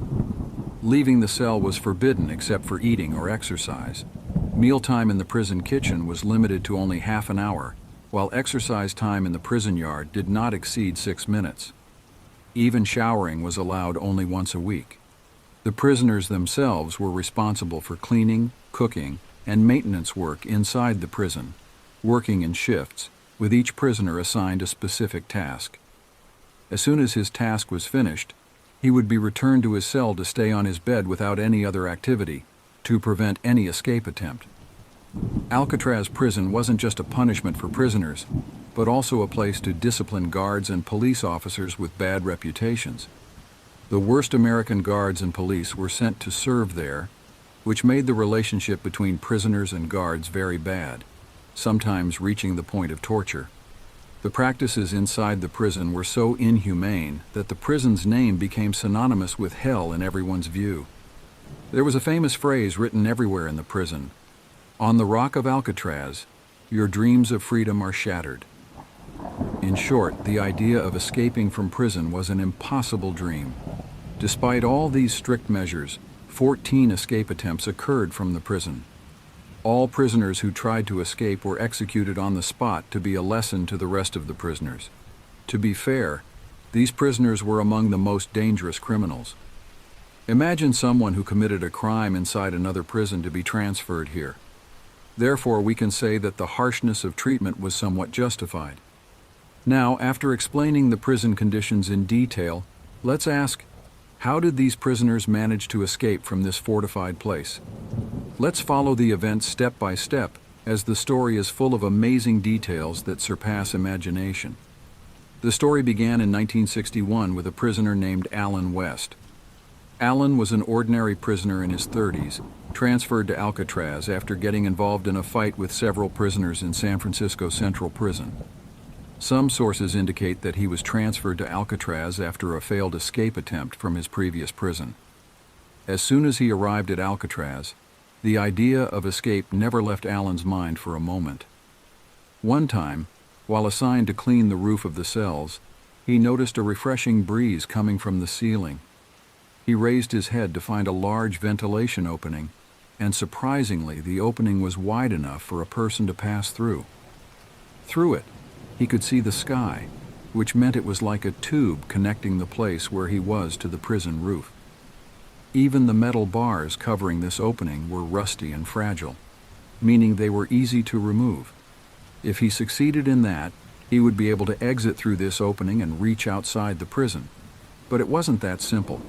He needed a team for planning and assistance. Here appears the second person in the plan, Frank Morris, who was 33 years old. Frank was also transferred to Alcatraz after a failed escape attempt from his previous prison. When he was caught, the prison director told him, "I will transfer you to Alcatraz, and I promise you that there you will forget the taste of freedom for the rest of your life." Frank and Alan were neighbors, separated by one wall. As soon as Alan returned from his cleaning task, he told Frank what he had seen, saying it was their chance to escape. Alan was the owner of the idea and the discoverer of the ventilation opening, while Frank was the mastermind behind everything. He planned every detail of this complex plan. Frank was a genius in every sense of the word, with an IQ surpassing 98% of people at 133. The first thing Frank did was to tell Alan about the need to form a team to help them escape. It took 5 days of thinking before he chose the suitable persons, the brothers John and Clarence Anglin. The reason for choosing them was that they were his neighbors, and their cell was adjacent to his, in addition to being brothers in one cell, which makes it easier to give instructions to both of them at the same time. Every night, Frank would sit next to the wall with Alan, discussing the details of the plan. As soon as they finished the discussion, Frank would move to the side of the Anglin brothers' cell to tell them what had been reached and give them the necessary instructions. The first thing Frank asked Alan to do was to conduct a comprehensive survey of the place the next time he would go up to the roof of the cells, to know everything there, and to discover the way that could lead them to the ventilation opening. Indeed, at the first opportunity he had to clean the roof. Alan surveyed the entire place. The surprise was that there was a long corridor behind the cells, about a meter wide, which was a ventilation space between the cells through which the sewage pipe passed. The corridor was abandoned, and no one passed through it, and if they could reach it, it would be easy for them to climb to the roof of the cells and thus reach the ventilation opening and escape from it. The good news was that in each cell there was a small window in the wall, 30 centimeters wide and 20 centimeters high, located under the sink. This window connected the cell to the corridor they discovered. But the window was very small and covered with a perforated piece of metal, making it impossible to pass through. However, Frank had the solution. Frank noticed that the prison walls were very old, over 15 years old, and because of the island's humid climate and the high salinity of the sea, the walls were corroded, making it easy to dig into them. Therefore, he asked the team to smuggle spoons from the kitchen to use in the digging process. Over the course of a full month, each of them managed to smuggle 2 spoons, one for digging and one as a spare. Indeed, they began to widen the opening. The Anglin brothers used forks in addition to spoons, which helped them enlarge the hole faster. During the digging process, they faced 2 main problems: how to get rid of the cement, dust, and stones resulting from the digging, and how to cover the opening and hide the traces of digging. But before we reveal how they solved these 2 problems, it's important to know something important about the prison routine. They would dig every day at exactly 9 o'clock in the evening. Why this timing specifically? Because at this time, prisoners were allowed to sing and play musical instruments for a full hour. This period was dedicated to entertaining the prisoners and alleviating the gloomy atmosphere they lived in. Although each prisoner was in his cell, they would play a musical piece together and sing in one voice. This scene was so beautiful that the prisoners themselves said that this hour was the only hope that kept them alive. As for Alan, Frank, and the Anglin brothers, as soon as this musical party began, they would start digging. Everyone was busy and happy, and the surveillance wasn't strict at this time, and the sound of singing and playing covered the sound of digging. Their plan was to start the digging process, each in his cell. As for the Anglin brothers, one of them would dig while the other watched the corridor to monitor the guards. He would use a small mirror to reveal the entire path, and as soon as he spotted a guard coming towards them, he would cough with all his strength. Upon hearing this signal, they would cover the opening with their covers, and each would return to his place. As for how they solved the two problems we mentioned earlier, regarding the cement resulting from the digging process, they would throw it from the window openings in the corridor behind the cell. It's worth noting that this digging process continued for more than 6 months, so the quantities that came out with them every day were very small. Don't forget that they were digging with a spoon, and the surveillance on them was very strict. The rate of progress was very slow, and every day there was only slight progress. As for the second problem, which is covering the opening and hiding the traces of digging, this was the task of the genius Frank and John Anglin. These two were working in the prison's painting workshop. In the workshop, they made paint the same color as the cell wall. They used newspapers, cardboard, small pieces of stones, and cement to create a model that exactly resembles the shape of the original opening in the wall. Then they painted this model the same color as the wall. Every day after finishing work, they would cover the large opening with the cardboard model and hang their clothes above the sink in a way that covered this opening completely. And since the guards didn't enter inside the cell, it was impossible for them to suspect anything. In fact, this situation continued for a full year, without anyone noticing that what was on the wall was just a cardboard model, and no one suspected that behind this model was an opening through which a human could pass. After about 6 months, the opening was ready. One time, Alan, Frank, and John came out of the openings into the corridor behind the cells. They examined the place and conducted a full study of it. It became clear to them that the matter had become very easy, as once they reached this place, it would be easy for them to reach the ventilation opening. After finishing their exploratory tour, they returned to their rooms to start the second part of the plan. The main problem facing them, which had no clear solution, was how to reach the city if they succeeded in getting out of the prison. It seemed impossible due to the reasons we mentioned at the beginning of the story, such as the cold water, strong water currents, and ice, in addition to the widespread rumors about the presence of sharks and electric eels around the island. Here, Frank told them with all confidence, "We will make a boat and life jackets from the raw materials available to us." The idea was good, or let's say it was intuitive, and anyone could have thought of the same idea. But the question is, how? And why was Frank so confident that they would be able to make life jackets and a boat? What no one knew was that Frank had read most of the magazines in the prison. These magazines weren't brought to the prison for prisoners to read, but were used to wrap food or for other purposes such as covering the floor when doing painting work. Any excess magazine in the market would be sent to Alcatraz, and the numbers that arrived sometimes reached 2,000 or 5,000 copies. What was written in the magazine wasn't important, but how it would be used. Frank, in the early period of his stay in prison, worked in the restaurant and then in the painting workshop, but he was reading these magazines passionately. One time he read an article in one of these magazines talking about how to make a boat and life jacket from materials available at home. Since that time he kept the idea in his mind, sure that it would be useful to him someday. The problem was that Frank didn't remember all the details of the article. Therefore, on his first day of work in the painting workshop, he started looking for that magazine to read the article again. When he finally found it, he tore out the page and hid it with him, then smuggled it to his room. When Alan and the Anglin brothers learned that Frank had smuggled the article, and they now had a way to make the boat, they felt overwhelming joy. It had never occurred to them how they would make a boat for 4 people without anyone noticing. Now the information was at their fingertips, and the raw materials were also available. But the question that kept bothering them was, where would they make this boat without anyone discovering them? Here, Frank asked Alan and the brothers to stop the plan for a short period. He told them, "Let me think a little to find a suitable way."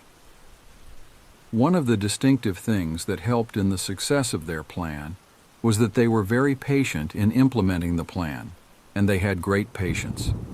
More importantly, Frank's instructions were like orders for everyone.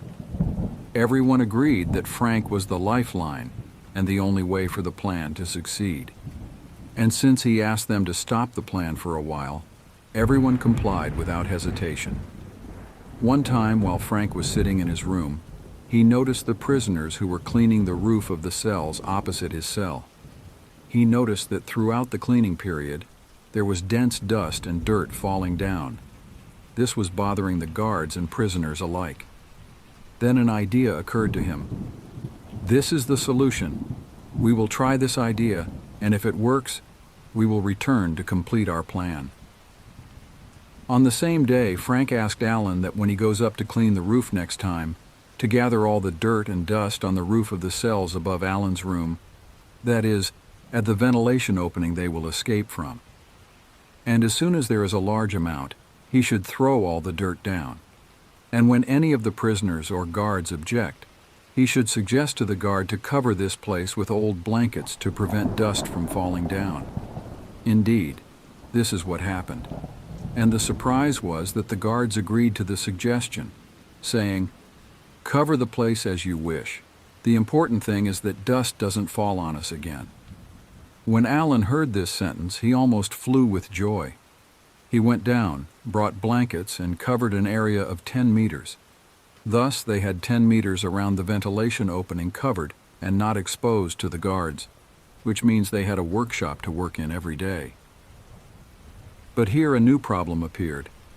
How would they leave their rooms and go up to work without anyone noticing them? The solution this time was with Frank and Clarence Anglin. Frank suggested that they make models in the shape of real heads, with natural hair and skin colored. Since John and Frank were working in the painting workshop, they were able to smuggle paper, cardboard, and paint. They mixed the paint to make it skin colored. They made the model using toilet paper, cardboard, and regular paper, and mixed it with soap, toothpaste, and cement that was left over from the digging process. In this way, they were able to form models that exactly matched the shape of the head. And using the paint they had, they colored the faces to look like real skin. There was only one problem left. Where would they get hair for these models? Here came the role of Clarence Anglin, who worked as a barber in the prison. Clarence would smuggle a large amount of hair into his room every day and share the amount with his brother, Alan and Frank. And so their models had real hair, and they could use them as a substitute when they left the cell and went up to the workshop. Every day at the time when the prisoners' musical party began, they would put the artificial heads in their place on the beds, then come out of the ventilation opening to the roof of the rooms and start working. The work was divided into two parts. First, cutting the iron bars that blocked the ventilation opening, and second, manufacturing an inflatable boat and life jackets. The question now, what would they use in making the boat and life jackets? The answer was raincoats. These coats were available in large numbers in the prison, where there were works done by prisoners and guards outside the prison building. And because the area is cold and the climate is volatile, they needed these coats. Frank, even in this matter, had calculated well. He wondered, when are these coats neglected and not used by anyone? Certainly in summer. So he decided that they would make the escape boat in the summer, when these coats would be stored and no one would ask about them. At that time, it would be easy to steal them without anyone noticing their disappearance or shortage. Indeed, they managed to steal 50 coats.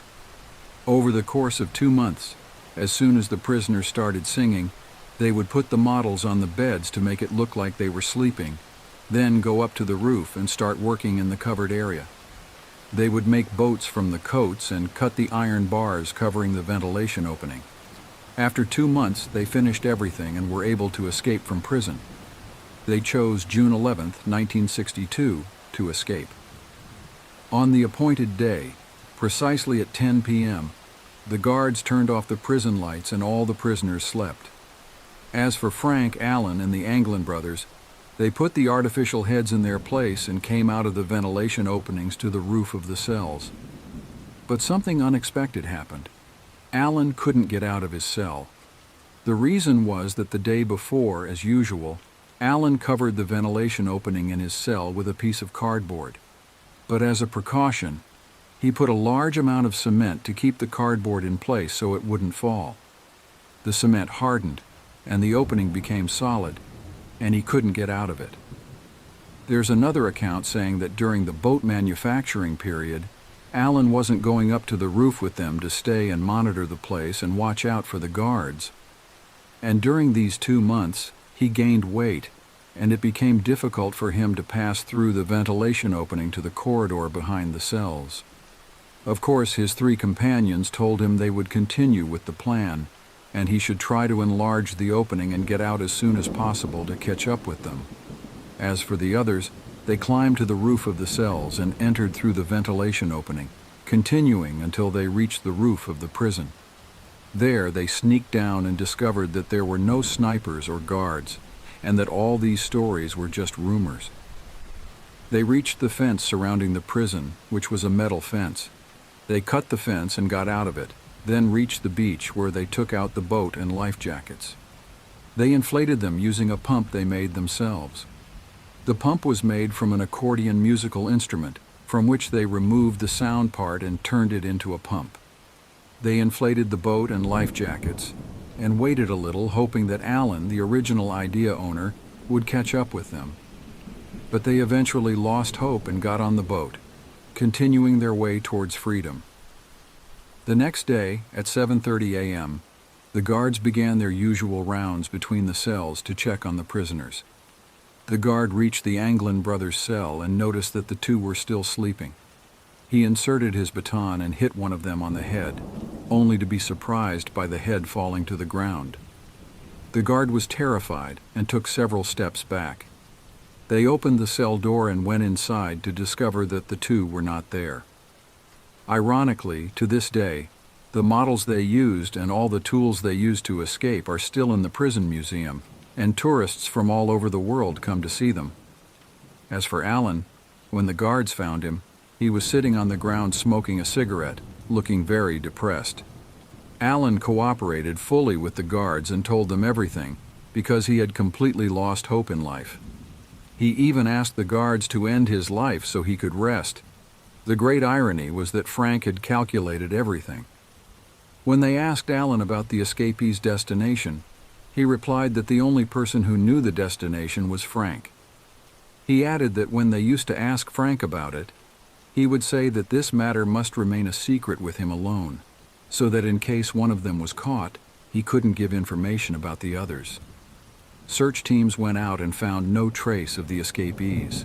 Therefore, the prison administration declared that the 3 prisoners had drowned and died in the sea, and that they had succeeded in escaping, but could not resist the sea and died before reaching the shore.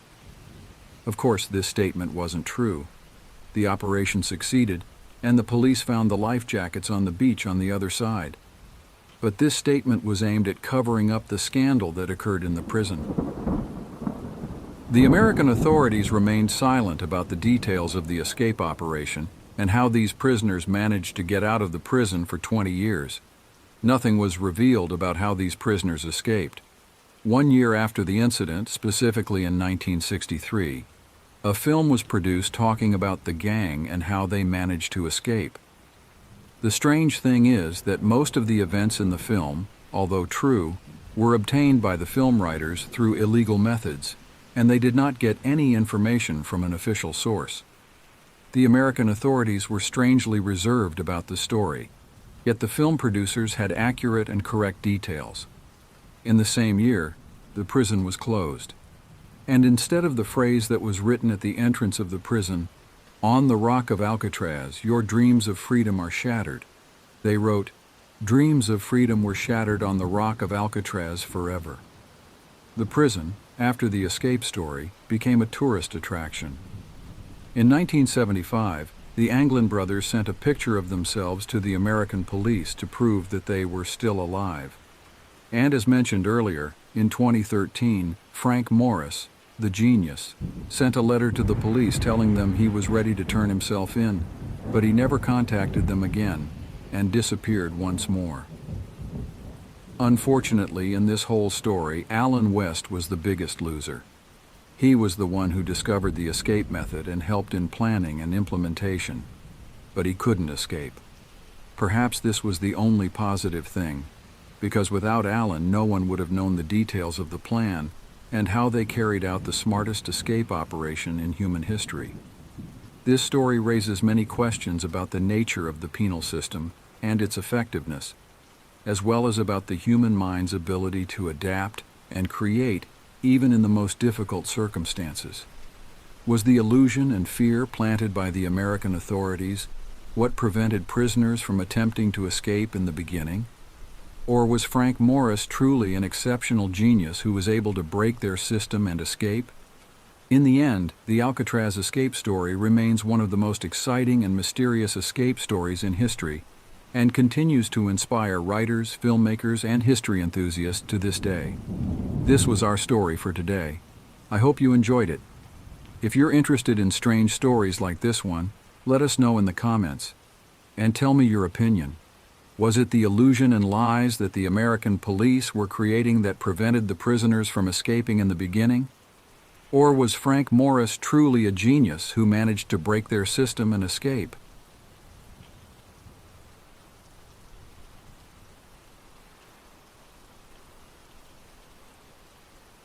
My name is Jack Cooper, and I've been a mountain rescue ranger for over a decade now. The rugged peaks of the Cascade Range have been my workplace, my passion, and sometimes my nightmare.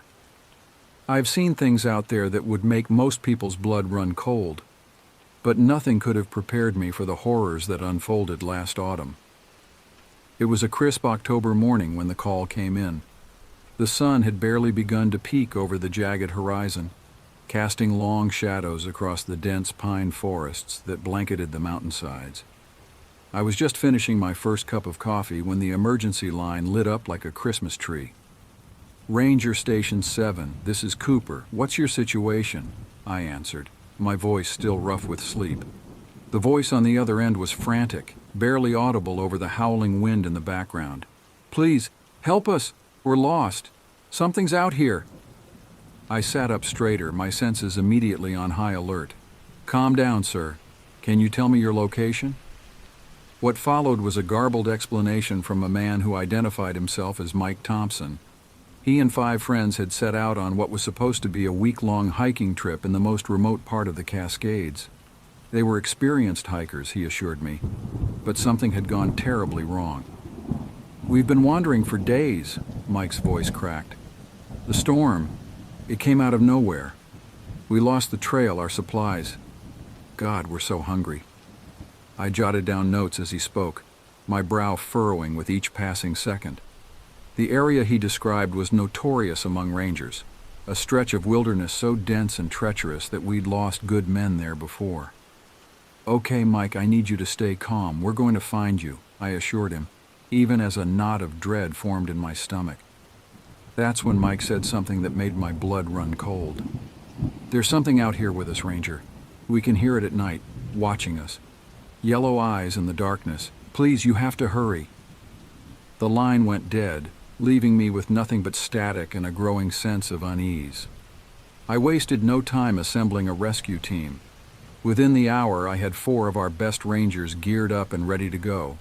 There was Sarah Martinez, our expert climber with nerves of steel, Tom Chen, whose tracking skills were second to none, Lisa Goldstein, our medical expert, and finally Big Mike O'Brien, whose strength and cool head had saved more lives than I could count. As we loaded our gear into the chopper, I briefed the team on the situation. "We're dealing with 6 lost hikers, possibly injured, definitely dehydrated and starving. They've been out there for at least 4 days in some of the worst terrain imaginable." Sarah frowned. "Jack, you're not telling us everything. What's got you so spooked?" I hesitated, wondering how much I should share. In the end, I decided they needed to know. The caller mentioned something else out there, watching them. Could be nothing. hallucinations from the stress and hunger, but we need to be prepared for anything, Tom finished for me, his usually jovial face now grim. As the chopper lifted off, I couldn't shake the feeling that we were flying into something far worse than a routine rescue mission. The rhythmic thump of the helicopter blades filled my ears as we soared over the vast expanse of wilderness below. From up here, the Cascades looked peaceful, almost serene. But I knew better. Those pristine forests and snow-capped peaks hid dangers that could kill you in a heartbeat if you weren't careful. Our pilot, a grizzled veteran named Frank, expertly guided us towards the last known coordinates of the hikers. As we neared the area, a thick blanket of fog began to roll in, obscuring our view of the ground below. "This ain't natural," Frank muttered, his weathered face creased with concern. "Never seen fog roll in this quick." I leaned forward, straining to see through the murky haze. "Can you get us any lower?" Frank shook his head. "Negative. Too risky in this soup. Best I can do is drop you about a mile south of the target area. There's a small clearing there." It wasn't ideal, but we had no choice. As we touched down, the fog seemed to press in around us, muffling sounds and limiting visibility to just a few feet. We quickly unloaded our gear, the weight of our packs a comforting reminder of our preparedness. "All right, team, listen up," I said, gathering everyone close. "We're going to split into two groups. Sarah and Tom, you're with me. Lisa and Big Mike, you two stick together. Keep in constant radio contact. If anything feels off, and I mean anything, you call it in immediately. Got it?" A chorus of affirmatives answered me, but I could see the unease in their eyes. They'd all heard stories about this part of the mountains, old legends passed down by the local tribes, whispered tales of things that hunted in the mist. I'd always dismissed them as campfire stories. Now, I wasn't so sure. "Let's move out," I ordered, trying to project a confidence I didn't entirely feel. As we plunged into the fog-shrouded forest, the world seemed to close in around us. The trees loomed overhead like silent sentinels, their branches reaching out like gnarled fingers. Every snap of a twig, every rustle of leaves set my nerves on edge. We'd been hiking for about an hour when Tom suddenly held up his hand, signaling us to stop. "You hear that?" he whispered. We all froze, straining our ears. At first, all I could hear was the soft patter of dripping water and our own breathing. Then faintly I caught it, a sound that didn't belong in these woods. It was like laughter, high-pitched and manic, echoing through the trees. Sarah's face had gone pale. "What the hell was that?" I opened my mouth to respond when my radio crackled to life. Lisa's voice came through, tight with fear. "Jack? Jack, come in?" "I'm here, Lisa. What's wrong?" "We found something." "Oh God, Jack, you need to see this." My heart was pounding as we made our way towards Lisa and Big Mike's position. The fog seemed to thicken with each step, and that eerie laughter continued to echo around us, always seeming to come from just beyond our field of vision. We found them in a small clearing, both looking shaken to their core. Big Mike, a man I'd seen stare down grizzly bears without flinching, was as white as a sheet. "Over there," Lisa whispered, pointing to the far side of the clearing. What I saw made my blood run cold. It was a campsite, or what remained of one. The tent was in tatters, ripped to shreds by something with incredible strength. Sleeping bags and backpacks were strewn about, their contents spilled across the forest floor. But it was the trees surrounding the campsite that truly chilled me to the bone. Claw marks, deep and vicious, scored the trunks. Some were low to the ground, others impossibly high, and on one tree, at about eye level, something had carved a crude symbol, a circle with a jagged line through it. "Jesus," Tom breathed. "What could have done this?" I shook my head, trying to process what I was seeing. "I don't know, but whatever it wasn't human, and it wasn't any animal I've ever encountered." Sarah was examining the ground, her keen eyes picking up details the rest of us had missed. "Guys!" she called out, her voice trembling slightly. "There are tracks here, but they're not right." We gathered around, peering at the impressions in the soft earth.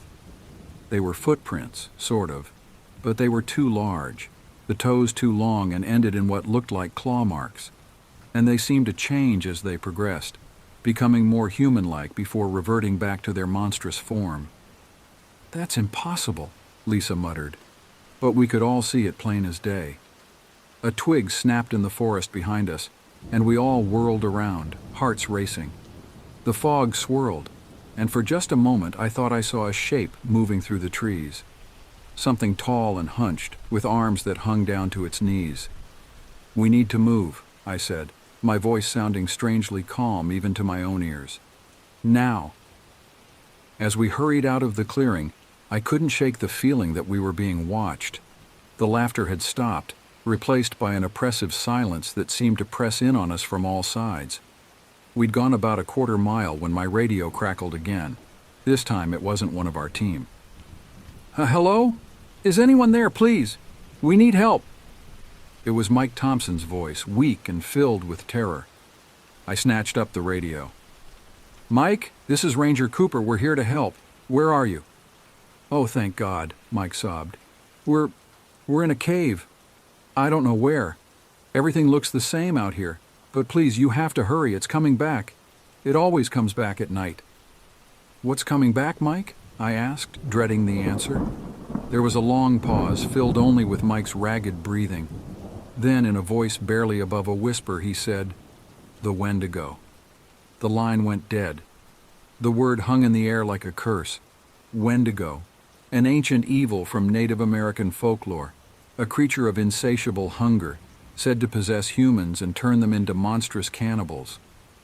I'd always thought it was just a legend, a cautionary tale told around campfires. But after what we'd seen... "Jack!" Sarah's voice snapped me back to reality. "What do we do?"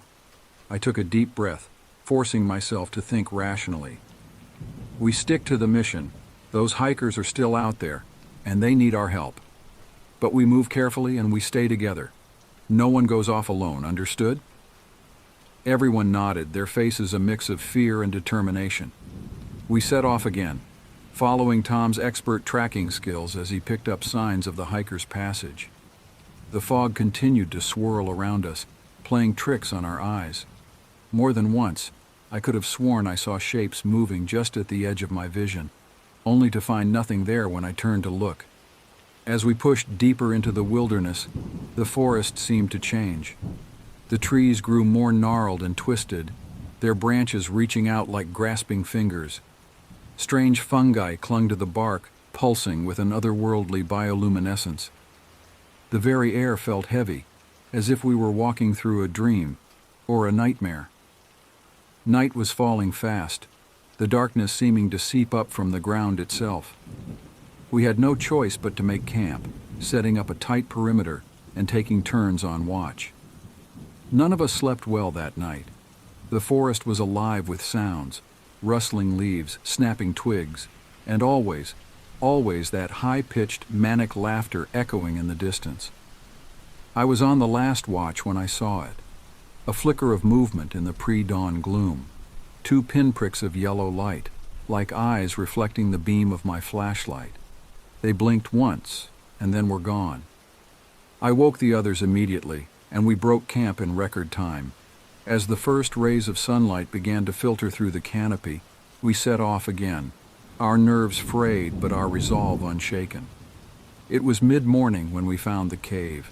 The entrance yawned before us, a jagged mouth in the mountainside that seemed to exhale a cold, damp breath. Roots and vines hung like tangled hair around the opening, and the ground was littered with old bones, mostly animals, but a few looked disturbingly human. "This has to be it," Tom said, his voice hushed. "The tracks lead right to it." I nodded, fighting back the urge to turn and run. "All right, let's gear up. Headlamps, ropes, first aid kits. We go in quiet and careful. If you see or hear anything unusual, signal immediately. Clear?" Everyone murmured their agreement, but I could see the fear in their eyes.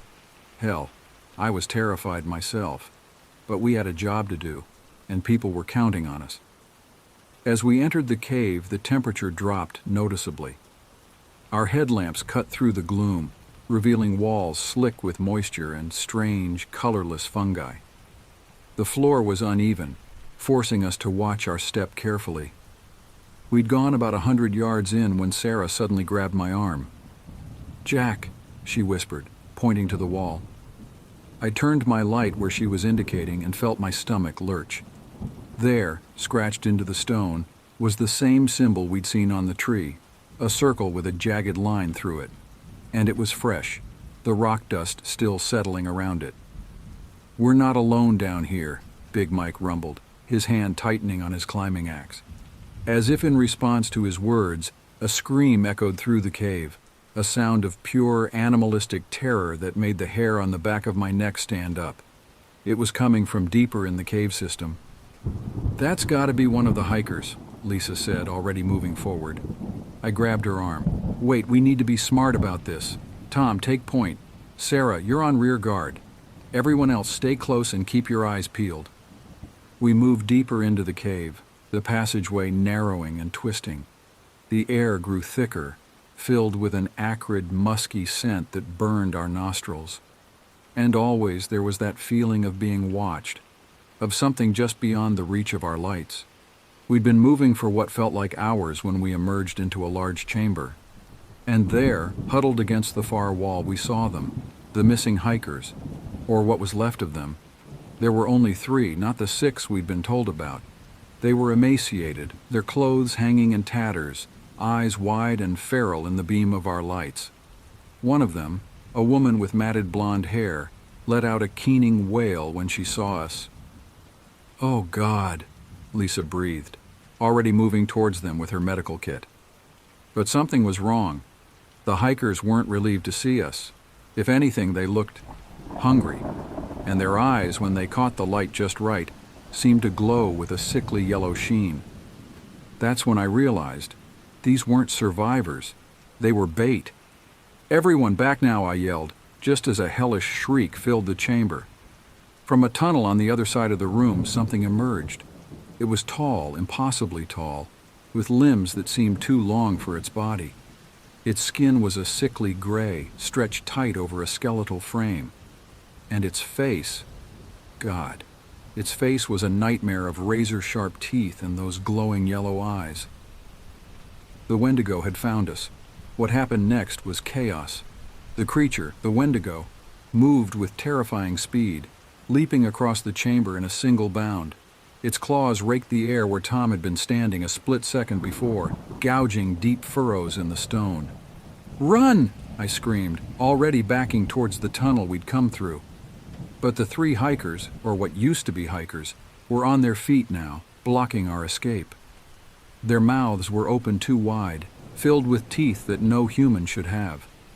Sarah was the first to react. She swung her ice axe in a wide arc, catching one of the transformed hikers in the shoulder. It howled in pain, a sound that was equal parts human and beast, and fell back. "This way!" Big Mike bellowed, gesturing towards another tunnel off to our right. We didn't hesitate, sprinting for the opening as the sounds of pursuit filled the air behind us. The tunnel was narrow and treacherous, forcing us to run in single file. I could hear the ragged breathing of my team, the pounding of our boots on stone, and always, always the inhuman shrieks of our pursuers. We emerged into another chamber, smaller than the last, with several tunnels branching off in different directions. "Which way?" Lisa gasped, her eyes wild with panic. I made a split-second decision. "Split up, 2 groups. Make as much noise as you can. Try to confuse them. Sarah, Tom, you're with me. Lisa, Big Mike, take the left tunnel. We'll meet back at the chopper. Go!" We didn't have time for goodbyes. As Lisa and Big Mike disappeared down one tunnel, Sarah, Tom, and I sprinted down another. The sounds of pursuit echoed behind us, a cacophony of howls, shrieks, and that terrible manic laughter. Our headlamps bounced wildly as we ran, creating a dizzying kaleidoscope of shadows.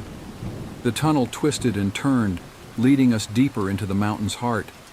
My lungs burned and my legs felt like lead, but terror kept us moving. Suddenly, Tom stumbled, crying out in pain. Sarah and I skidded to a halt, turning back to help him.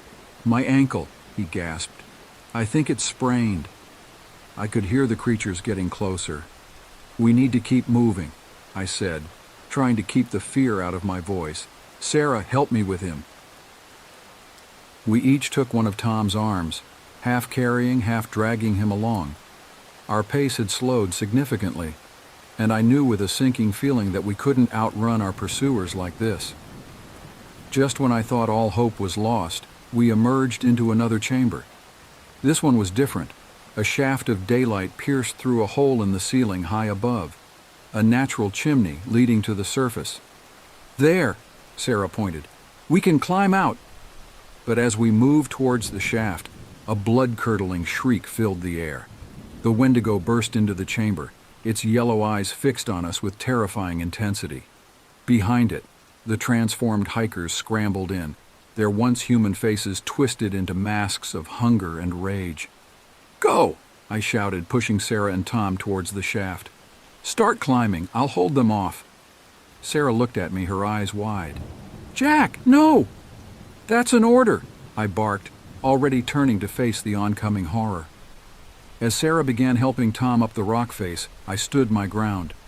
The Wendigo approached slowly now, almost lazily, as if savoring the moment. Its jaw unhinged, revealing row upon row of needle-sharp teeth.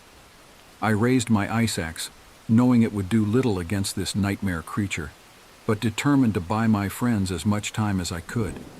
The Wendigo lunged, its claws slashing through the air. I ducked and rolled, feeling the wind of its attack ruffle my hair. I swung my axe, catching it in the leg. The creature howled, more in anger than pain, and rounded on me again. Out of the corner of my eye, I saw Sarah and Tom nearing the top of the shaft. Just a little longer, I thought. Just need to hold out a little longer. But I was tiring quickly, and the Wendigo seemed tireless. As I dodged another attack, my foot slipped on the damp cave floor. I went down hard, the breath knocked from my lungs. The Wendigo loomed over me, its maw opening wide. This is it, I thought. This is how it ends. Suddenly a deafening roar filled the chamber. Not from the Wendigo, but from above. A blast of wind and the thump, thump, thump of rotor blades. Frank had found us. A rope ladder unfurled through the shaft, and I heard Sarah's voice calling my name. With a surge of adrenaline, I kicked out at the Wendigo's knee, sending it stumbling back.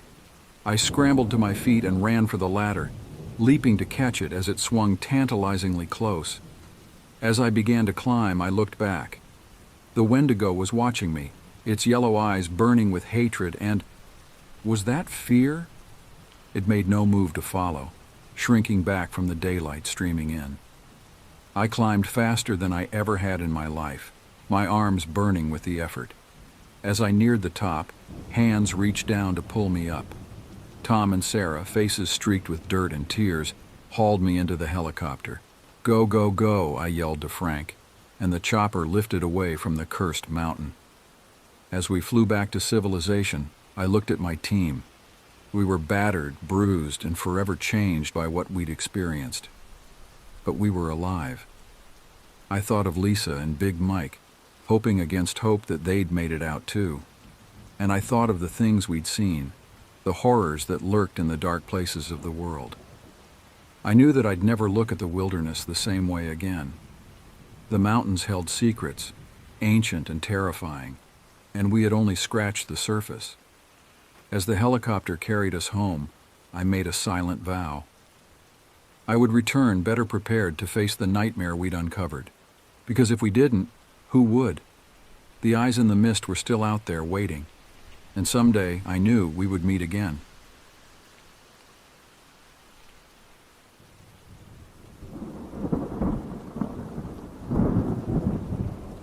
The crisp autumn air nipped at my cheeks as I trudged through the fallen leaves, their earthy scent filling my nostrils.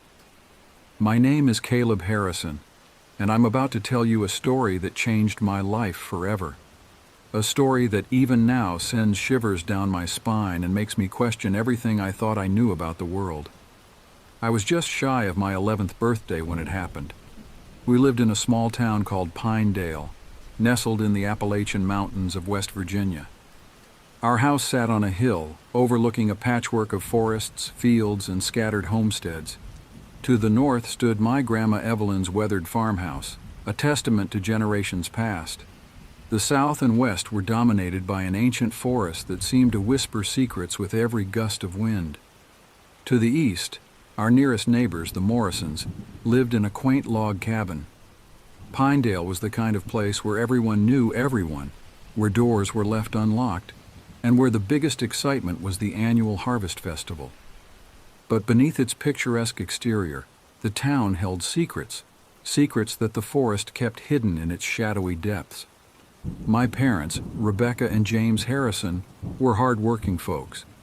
Dad worked at the local lumber mill, while Mom taught third grade at Pinedale Elementary. They were loving but strict, especially when it came to my wanderings in the forest.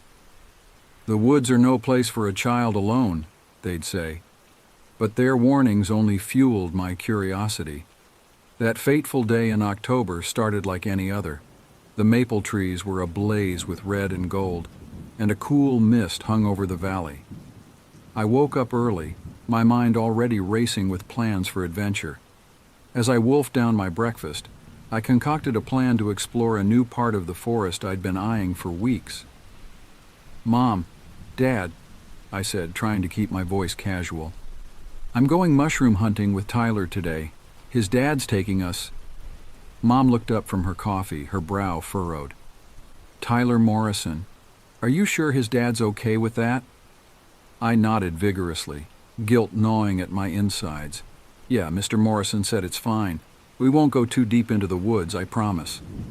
Dad folded his newspaper and fixed me with a stern look.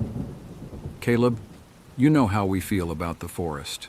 It can be dangerous." "I know, Dad," I said, fighting to keep the exasperation out of my voice. "But I'm not a little kid anymore. I know the trails, and will be careful." After what felt like an eternity of deliberation, they reluctantly agreed. As I bolted out the door, backpack in hand, I could feel the weight of their concern. But the thrill of adventure drowned out any lingering guilt. As I made my way down the well-worn path behind our house, the familiar sights and sounds of the forest enveloped me. The chirping of chickadees, the rustle of squirrels in the underbrush, the distant call of a pileated woodpecker. It was a symphony I knew by heart. But today, something felt different. There was an electricity in the air, a sense of anticipation that made the hairs on the back of my neck stand up. I reached the point where the path forked left led to the usual mushroom hunting grounds, right to unexplored territory. For a moment I hesitated, my parents' warnings echoed in my mind, but the allure of the unknown was too strong to resist. With a deep breath, I turned right. The trail quickly became less defined, overgrown with brambles and fallen branches. I pushed on, using my stick to clear the way. The forest seemed to close in around me, the canopy overhead growing denser, filtering the sunlight into a greenish twilight. As I ventured deeper, I began to notice strange markings on some of the trees, symbols carved into the bark that looked ancient and weathered. They weren't like anything I'd seen in my history books or nature guides. Some looked like spirals, others like intricate knots. One particularly large oak bore a symbol that looked almost like an eye. A chill ran down my spine, but curiosity propelled me forward. I took out my notebook and quickly sketched some of the symbols, making a mental note to ask Grandma Evelyn about them later.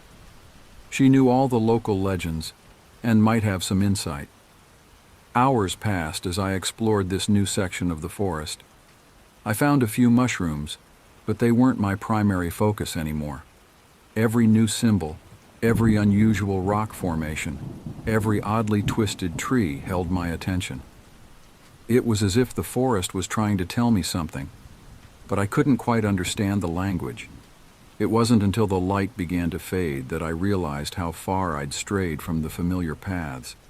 Panic started to set in as I tried to retrace my steps, but in the growing darkness, every tree looked the same, every path a mirror image of the last.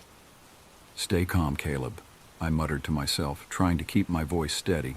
Just find north and follow it. You'll hit a trail eventually. But my usually reliable sense of direction had abandoned me. The forest seemed to shift and change with every step, leading me in circles. The friendly woodland sounds of earlier had given way to eerie silence, broken only by the occasional snap of a twig that made me jump. As full darkness fell, fear took hold. Tears welled up in my eyes as I thought of my parents, probably starting to worry by now. I thought of the warm, safe confines of my room, so close yet impossibly far away. That's when I heard it, a sound that made my blood run cold. It was a low, guttural growl, unlike anything I'd ever heard before. Not a bear, not a wolf, but something else, something that didn't belong in these woods. I froze, my heart pounding so hard I was sure whatever it was could hear it. The growl came again, closer this time. And then, through the trees, I saw a pair of eyes glowing in the darkness, eyes that were fixed directly on me. In that moment, as terror threatened to overwhelm me, something strange happened. A feeling of calm washed over me, so sudden and complete that it felt almost unnatural. And then, as if compelled by some unseen force, I turned around. There, bathed in an otherworldly glow that seemed to emanate from within, stood a figure that defied explanation. It was a man, or at least it had the shape of a man, dressed in a flowing white robe that seemed to ripple and shift like water, even though there was no breeze. His hair was dark as night, falling in waves around a face that was both ageless and ancient. But it was his eyes that captivated me. They were deep pools of wisdom and compassion, holding secrets of the universe within their depths. As I stared into those eyes, I felt a sense of peace and safety wash over me, driving away all fear and doubt. The figure raised his hand, pointing to my left with a graceful motion. Without hesitation, I knew I had to follow his direction. But as I turned to look where he was pointing, a flicker of movement caught my eye. When I looked back, the figure had vanished as if he had never been there at all. For a moment, I stood rooted to the spot, my mind struggling to process what I had just witnessed. Was it real? Had fear and exhaustion caused me to hallucinate? But the lingering sense of calm and purpose told me that what I had seen was no figment of my imagination. With renewed determination, I set off in the direction the figure had indicated. The forest seemed different now, less menacing, more alive with a kind of energy I had never noticed before. The symbols on the trees appeared to glow faintly in the moonlight, guiding my way like breadcrumbs in a fairy tale. After what felt like both an eternity and no time at all, I emerged from the tree line. To my astonishment, I found myself not behind my house where I had entered, but on the far side of the field to the west. It was a spot that should have taken hours to reach on foot, yet somehow I had arrived there in a matter of minutes. As I made my way home across the moonlit field, my mind raced with questions. Who was the mysterious figure? How had I covered so much ground in so little time? And what were those strange symbols in the forest? When I finally stumbled through the front door, I was met with a mixture of relief and anger from my parents. They had been worried sick, having discovered my lie about going with Tyler and his dad. I was grounded, of course, but in that moment, I hardly cared.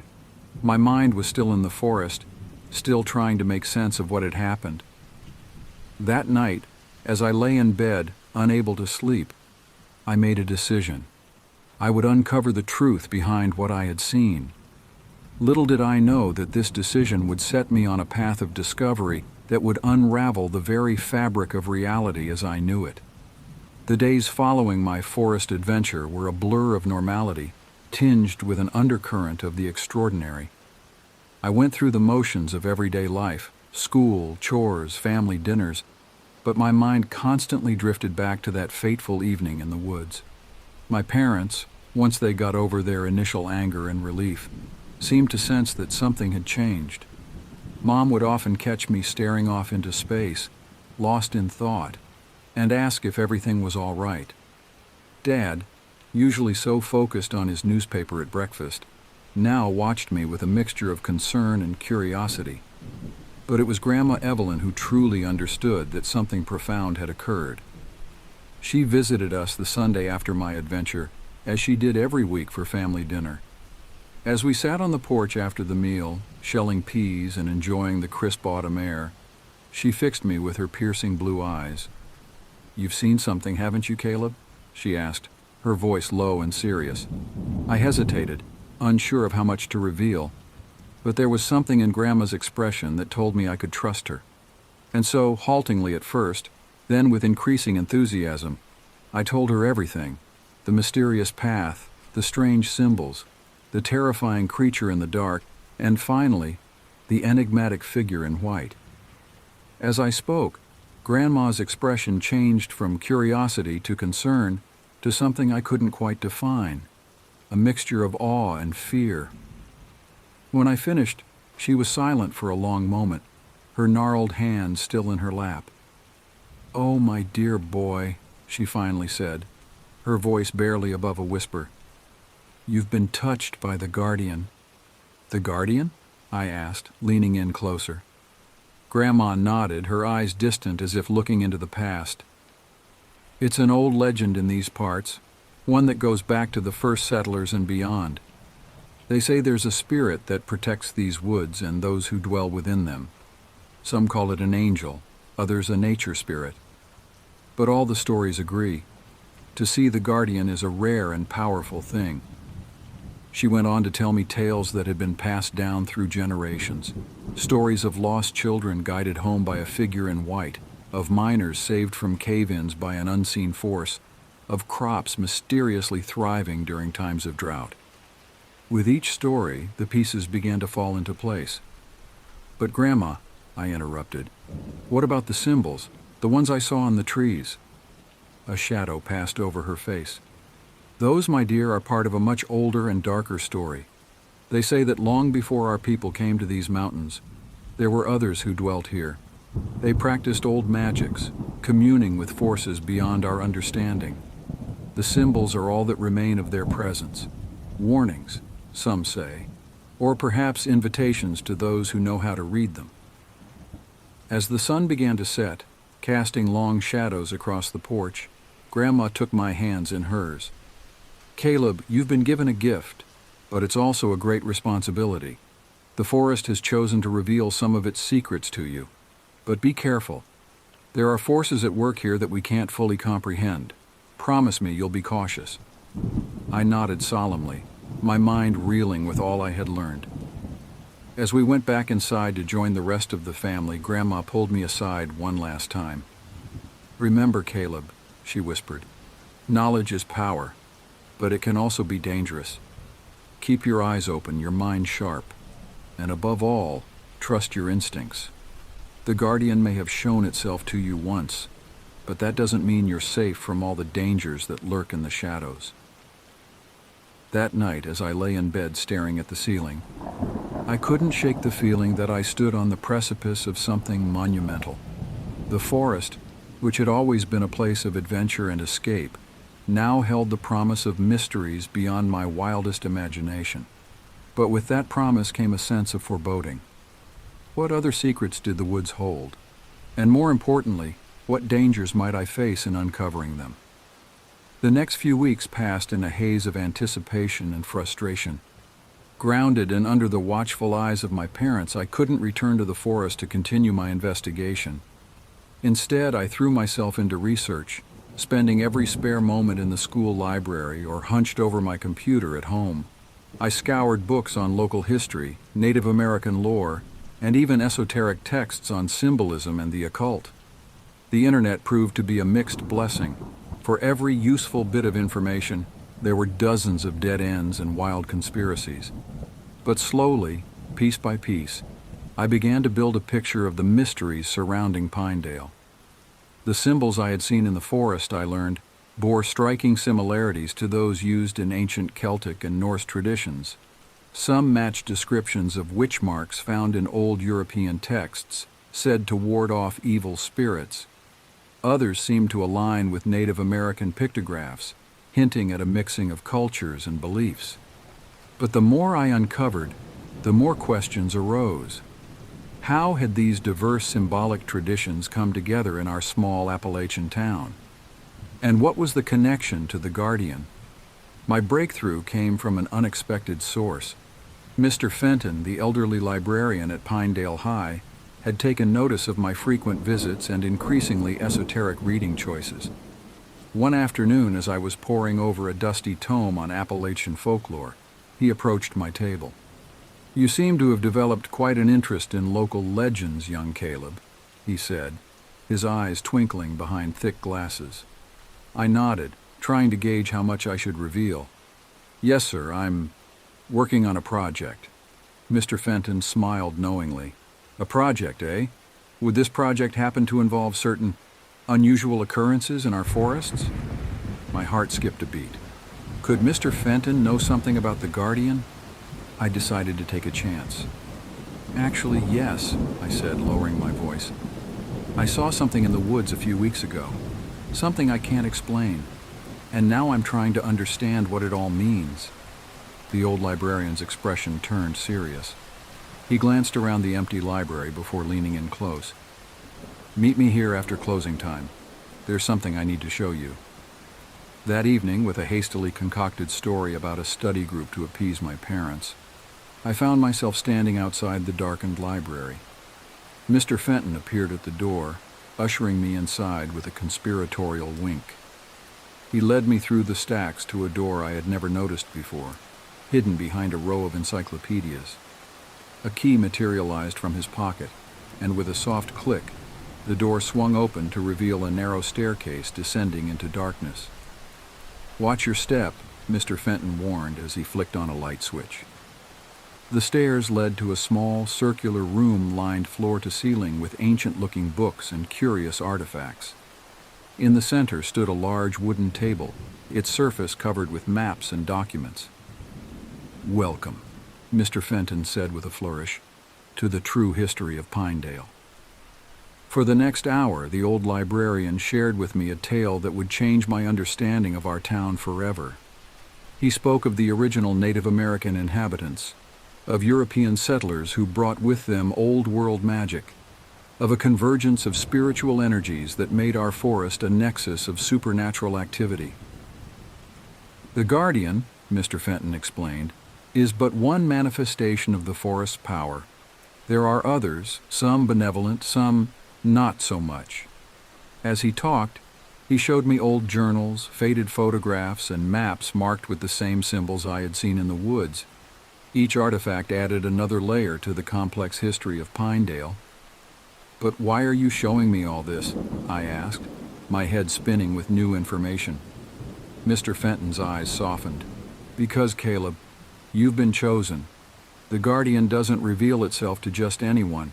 You have a role to play in protecting the balance between our world and the hidden realms of the forest."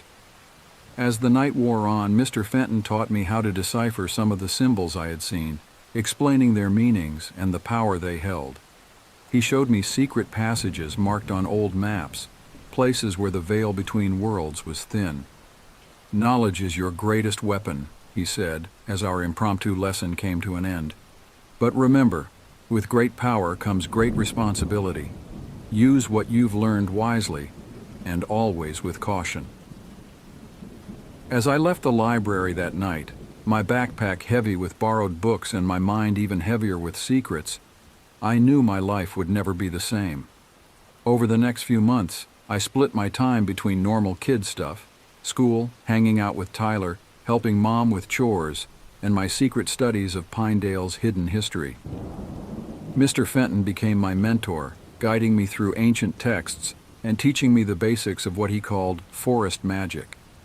I started to see the world differently. The woods that had once been just a place for adventure now pulsed with an energy I could almost touch. I began to notice things others didn't, symbols hidden in the bark of trees, the way animals would sometimes stop and stare as if listening to an unheard voice, the subtle shifts in the air that signaled the presence of something beyond normal perception. My parents noticed the change in me, of course. They attributed it to growing up, to the natural curiosity of a boy on the cusp of adolescence. If only they knew the truth. It was a crisp Saturday morning in early spring when everything changed again. I was out in the woods, ostensibly collecting kindling for the fireplace, but really practicing some of the meditation techniques Mr. Fenton had taught me. That's when I heard it, a child's laughter, high and clear, coming from deep in the forest. Without thinking, I followed the sound. It led me off the path, through a thicket I'd never noticed before, and into a small clearing. There, sitting on a moss-covered log, was a little girl. She couldn't have been more than 6 or 7, with golden hair and a dress that seemed to shimmer in the dappled sunlight. "Hello," I said cautiously. "Are you lost?" The girl looked up at me and smiled, and in that moment, I knew she wasn't human. Her eyes were too old, too knowing for a child's face. "Hello, Caleb," she said, her voice like tinkling bells. "I've been waiting for you." What are you?" I asked, my heart racing. She laughed again, the same laugh that had led me here. "I am many things, a spirit of the forest, a guardian of secrets, a friend to those who respect the old ways. You can call me Lily." Over the next hour, Lily told me things about the forest, about Pinedale, about myself that both thrilled and terrified me.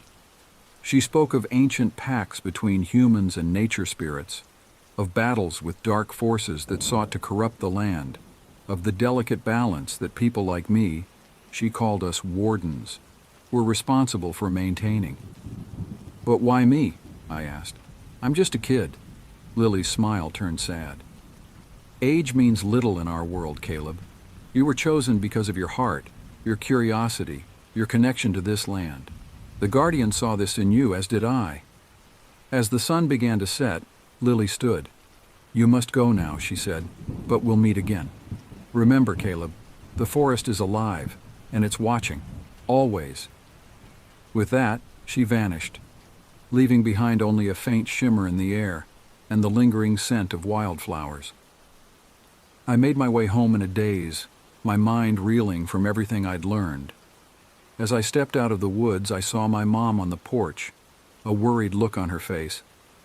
"Caleb, where have you been? We've been calling you for hours." I looked at my watch and was shocked to see that nearly 5 hours had passed since I'd entered the forest. It had felt like no time at all. "Sorry, Mom," I said, thinking quickly. "I guess I lost track of time. The woods were so peaceful today."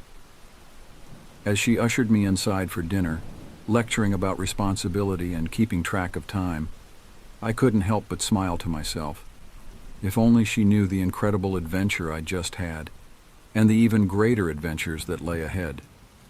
The weeks following my encounter with Lily were a whirlwind of new experiences and revelations.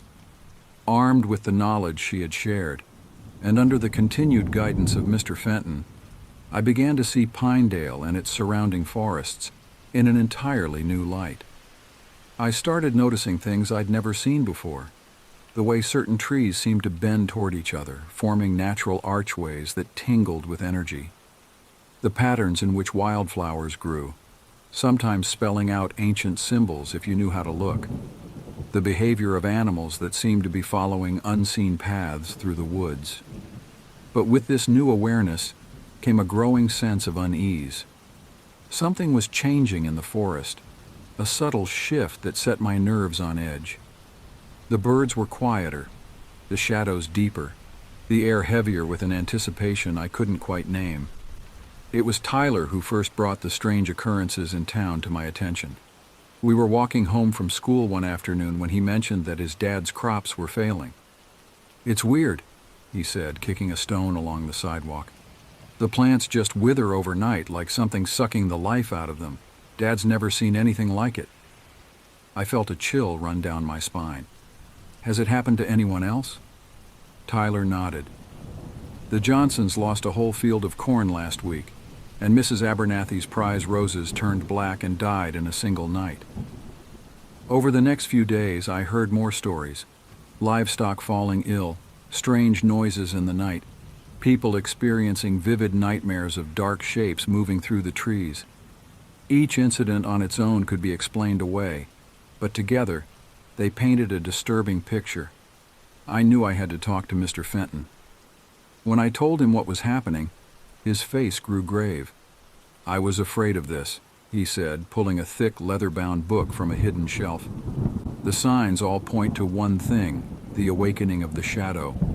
He explained that the shadow was an ancient evil, a corrupting force that had been bound deep within the earth centuries ago by a coalition of Native American shamans and European mystics. But the binding was never meant to be permanent. "Every few generations the shadow stirs," Mr. Fenton said.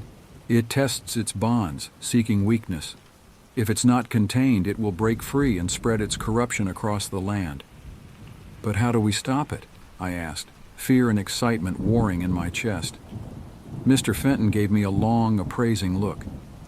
"It won't be easy, Caleb, and it will be dangerous. Are you sure you're ready for this?" I thought of Lily, of the guardian, of the responsibility I'd been given. I thought of my parents, of Tyler, of everyone in Pinedale who had no idea of the danger lurking in the shadows. "I'm ready," I said, my voice steadier than I felt. Mr. Fenton nodded, a mix of pride and worry in his eyes. "Then let's begin." What followed was an intense period of training and preparation. Mr. Fenton taught me protective spells, how to create wards, and the basics of energy manipulation. We pored over old maps, identifying the weak points in the shadow's prison. But even as we worked, the signs of the shadow's influence grew stronger. More crops failed, animals went missing, and a palpable sense of fear settled over the town. People spoke in whispers of bad luck and evil omens, unaware of the true nature of the threat. It all came to a head on a moonless night in late spring. I was awakened by a sound I'd never heard before, a low, rumbling growl that seemed to come from the earth itself. Looking out my window, I saw dark tendrils of mist seeping from the forest, coiling and writhing as they crept towards town. This was it. The shadow was making its move. With my heart pounding, I grabbed my backpack filled with herbs, crystals, and other magical implements Mr. Fenton had given me, and snuck out of the house. As I ran towards the forest, I saw lights coming on in houses all over town. The growling had awakened others too. At the edge of the woods, I met Mr. Fenton. He looked older and more tired than I'd ever seen him, but his eyes burned with determination. "Remember your training, Caleb," he said, handing me a small, intricately carved wooden box. "When the time comes, you'll know what to do." Together, we plunged into the darkness of the forest, ready to face whatever horrors the night might bring. The forest was alive with malevolent energy. Shadows writhed around us, taking on grotesque shapes before dissolving back into darkness. The air was thick with the stench of decay, and an oppressive silence had fallen, broken only by the occasional crack of a branch or a distant, inhuman howl. Mr. Fenton led the way, his hands tracing sigils in the air that glowed faintly before fading. I followed close behind, clutching the wooden box he had given me, my other hand gripping a pouch of protective herbs. We made our way to an ancient oak tree, the heart of the forest, Mr. Fenton had called it. Its massive trunk was scarred with countless symbols, some so old they were barely visible. At its base was a circle of standing stones, each one humming with power. "This is where it all began," Mr. Fenton said, his voice barely above a whisper. "And this is where it must end." As we stepped into the circle, the shadows around us surged, taking on more solid forms. I saw faces in the darkness, twisted, hungry faces that made my blood run cold. The shadow was here, and it was angry. Mr. Fenton began to chant, his voice growing stronger with each word. I recognized it as one of the binding spells we had practiced. Following his lead, I joined in, our voices weaving together in the ancient language. The shadows recoiled at first, but then pressed in harder. I felt an icy tendril brush against my cheek and nearly lost my concentration. But I remembered Lily's words, remembered the guardian, remembered everything that was at stake. I poured every ounce of will I had into the spell. Suddenly, a deafening roar filled the air. The ground beneath our feet trembled, and the standing stones began to glow with an inner light. From the corner of my eye I saw shapes moving in the forest, not the twisted shadows of the enemy, but bright, shimmering forms. The spirits of the forest had joined the fight. "Now, Caleb!" Mr. Fenton shouted over the din. "Open the box!" With shaking hands I lifted the lid of the wooden box. Inside was a small, rough-hewn crystal that pulsed with a warm golden light. Instinctively I knew what to do. I lifted the crystal high above my head and spoke the words that came to my mind. Words I had never learned but somehow knew by heart. A beam of pure white light shot from the crystal, piercing the darkness. The shadows screamed, a sound of rage and pain that shook the trees. I saw the tendrils of darkness being pulled towards the light, drawn in and consumed. For a moment that felt like an eternity. I stood there, the crystal burning in my hand, as the light fought against the darkness. And then, with a final earth-shaking roar, the shadows imploded, collapsing in on themselves before vanishing completely. The forest fell silent. The oppressive energy that had filled the air dissipated, replaced by a sense of peace I had never felt before. Slowly, the normal sounds of the woods returned, the rustle of leaves, the call of a night bird. I looked at Mr. Fenton, who was leaning heavily against one of the standing stones. He gave me a tired smile. "Well done, my boy," he said. "Well done indeed." As the first light of dawn began to filter through the trees, we made our way back to town. The damage from the shadow's attack was evident: withered plants, scorched earth in places, but already I could see signs of renewal. Tiny green shoots were pushing up through the blackened soil, and the air felt cleaner somehow. We found the town in an uproar. People were out in the streets talking in excited clusters about the strange events of the night. Many spoke of nightmares, of feeling a great weight lifted as dawn broke. My parents were frantic when I walked through the door, demanding to know where I'd been. I saw the worry in their eyes, the fear that something terrible had nearly happened. In that moment, I made a decision. "Mom, Dad," I said, "there's something I need to tell you. About the forest, about Pinedale, about everything." And so, with Mr. Fenton's support, I told them the truth, all of it, about the Guardian, about Lily, about the shadow and the battle we had just fought. To my surprise, they listened without interrupting, their expressions moving from disbelief to wonder to a kind of resigned acceptance. When I finished, there was a long silence. Then my dad spoke, his voice rough with emotion. "I always knew there was something special about this place," he said. "About you, Caleb. I just never imagined." Mom pulled me into a tight hug. "Oh, my brave boy," she whispered. "What do we do now?" Mr. Fenton cleared his throat. "Now," he said, "we prepare. The shadow has been defeated but not destroyed. It will return one day and Pinedale will need to be ready." As I looked at my parents, at Mr. Fenton, I felt a surge of determination. This was my purpose, my calling. To protect Pinedale, to guard the secrets of the forest, to stand against the darkness when it came. The road ahead would be challenging, I knew. There was so much more to learn, so many mysteries yet to uncover. But I was ready. With the support of my family, the guidance of Mr. Fenton, and the magic of the forest on my side, I knew I could face whatever came next. As the sun rose higher, casting its warm light over Pinedale, I smiled. This was just the beginning of my story. The story of Caleb Harrison, Warden of the Woods, Guardian of Pinedale, protector of the balance between two worlds. And what a story it would be.